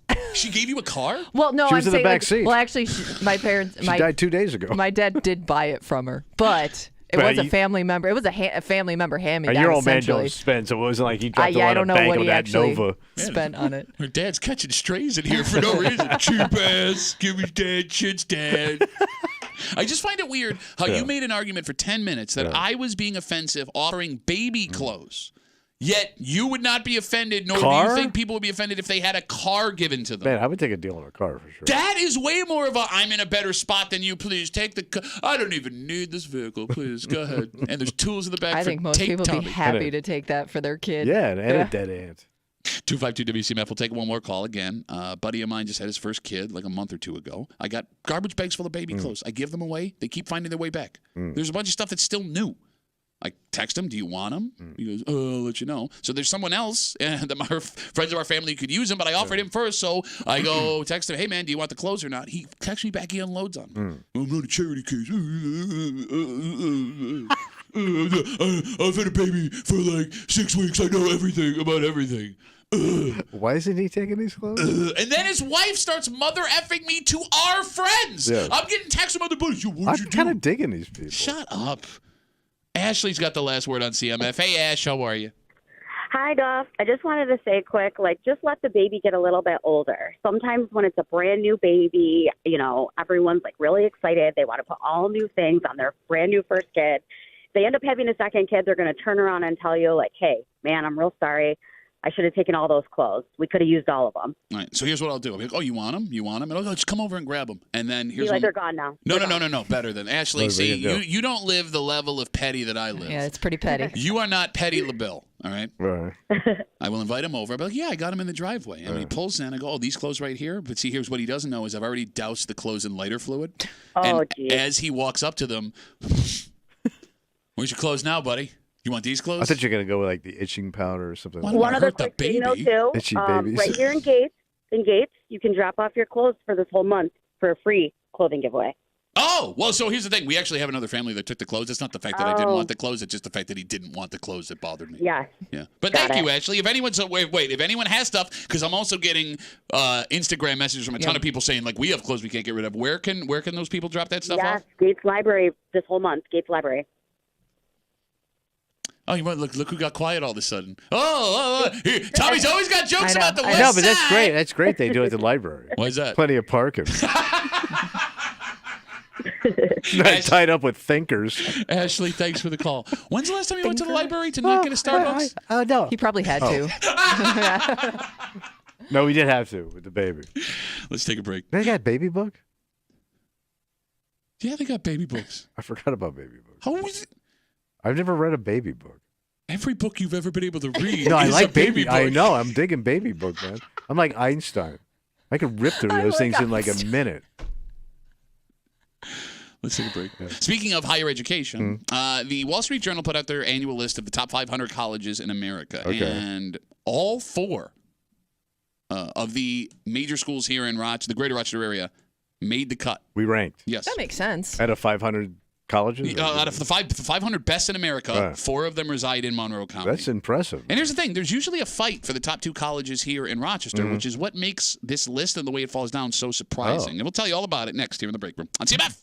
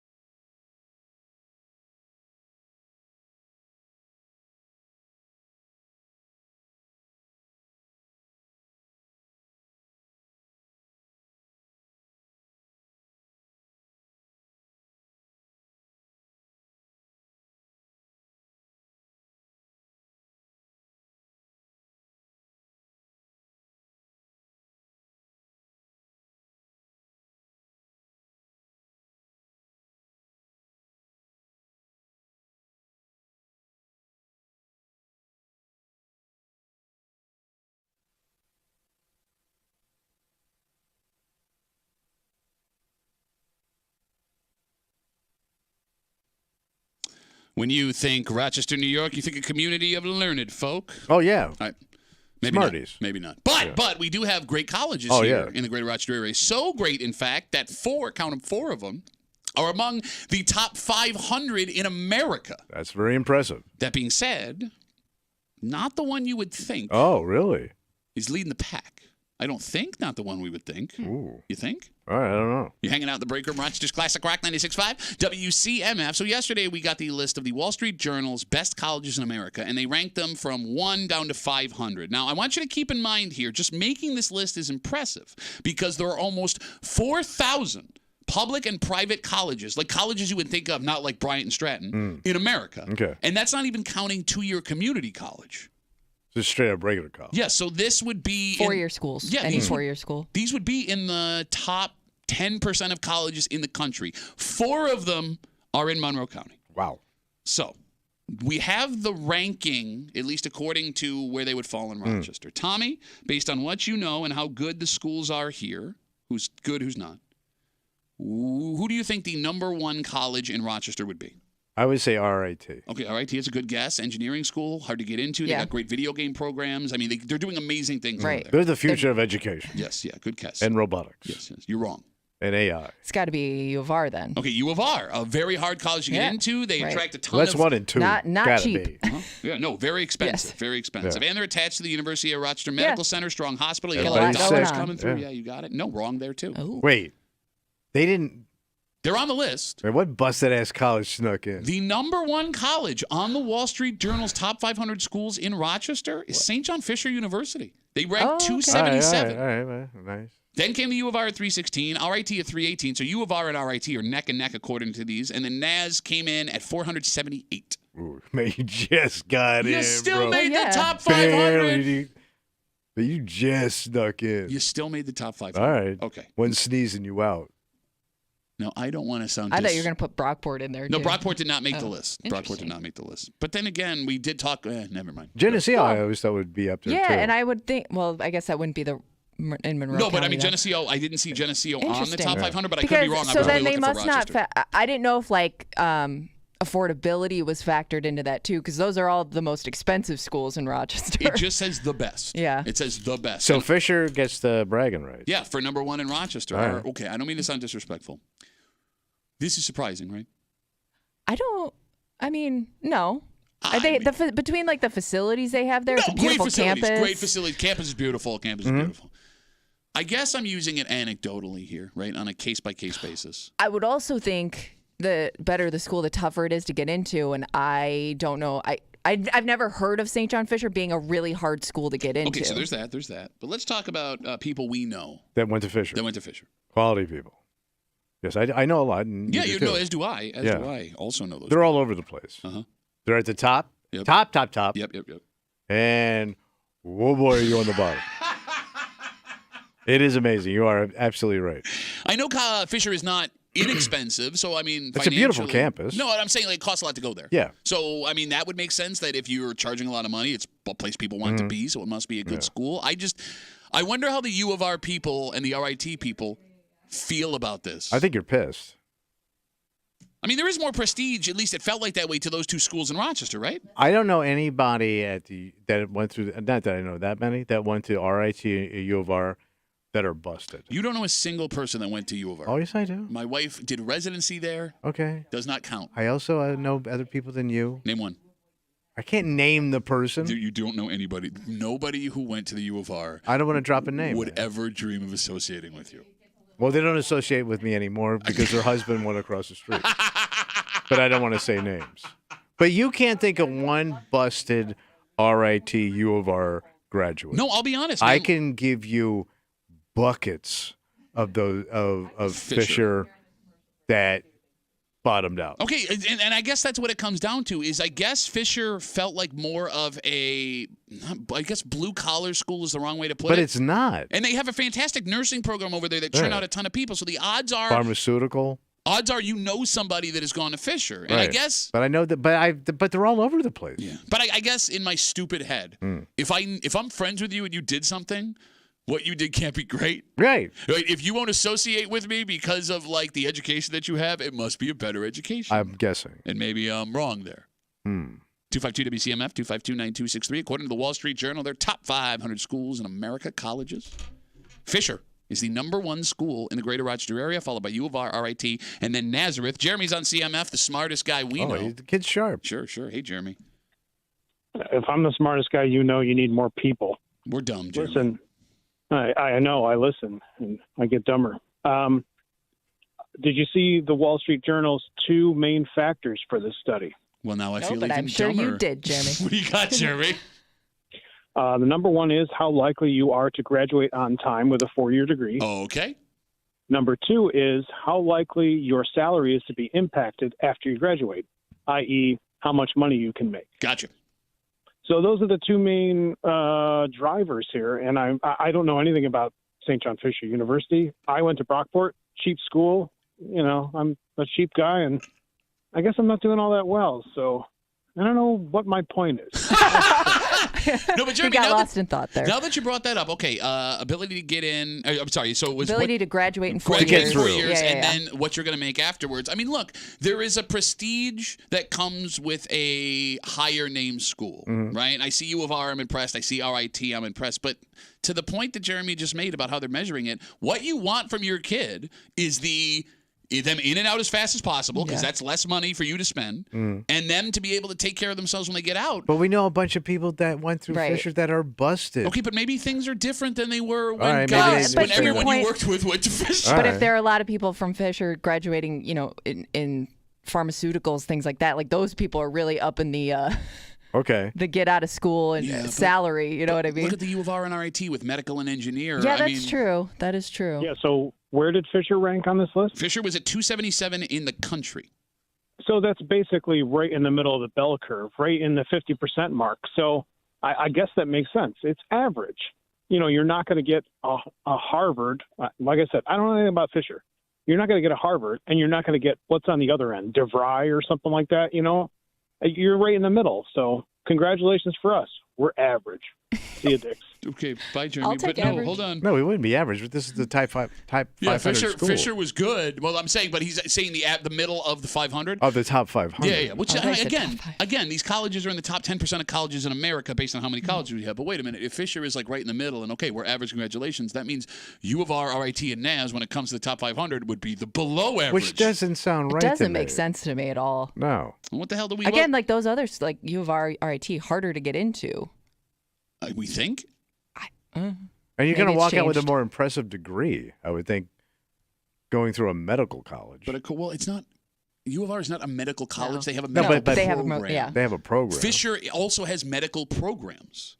Bro, nursing pays a fortune. I know, but you ain't no doctor. You're a nurse. Bro, there aren't a lot of doctors. I understand. That's You why- don't know any doctors other than my wife. I don't know any doctors. I know all my doctors.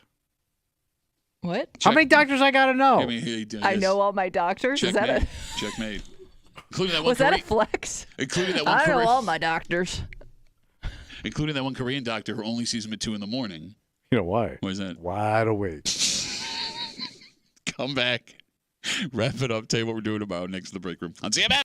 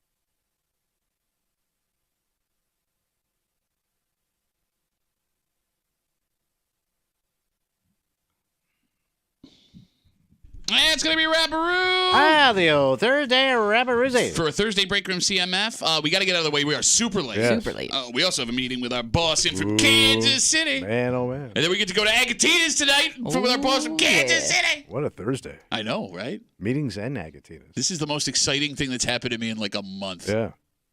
Get to watch other people eat delicious food. All right, we got to get out of the way. For Kimmy, Yeah. who will probably have the best meal tonight at Agatina's. Oh, she's putting the bag on. So I know what you're gonna order. What am I going to order? Something light. Well, yeah. Well, that's what I'm wondering. Like, what direction do you go in? I go shrimp cocktail, Mm. either Caesar salad or beans and greens. Oh, I So forgot. you can't make fun of Thank him you. then. Thank you. No, beans and greens is Caesar salad is heavy. I forgot about beans and greens, but you can't just order a big ass bowl of beans and greens. Watch me. We got dino nuggets back there too. No, but they have it as an app. Yeah, I understand. I do double app and then side steak. For Tommy Belay, side steak Tommy, they call him. My name's Pat Tommy. We'll see you tomorrow morning in the break room. Post Agatina's. Oh boy. 96.5 WCMF.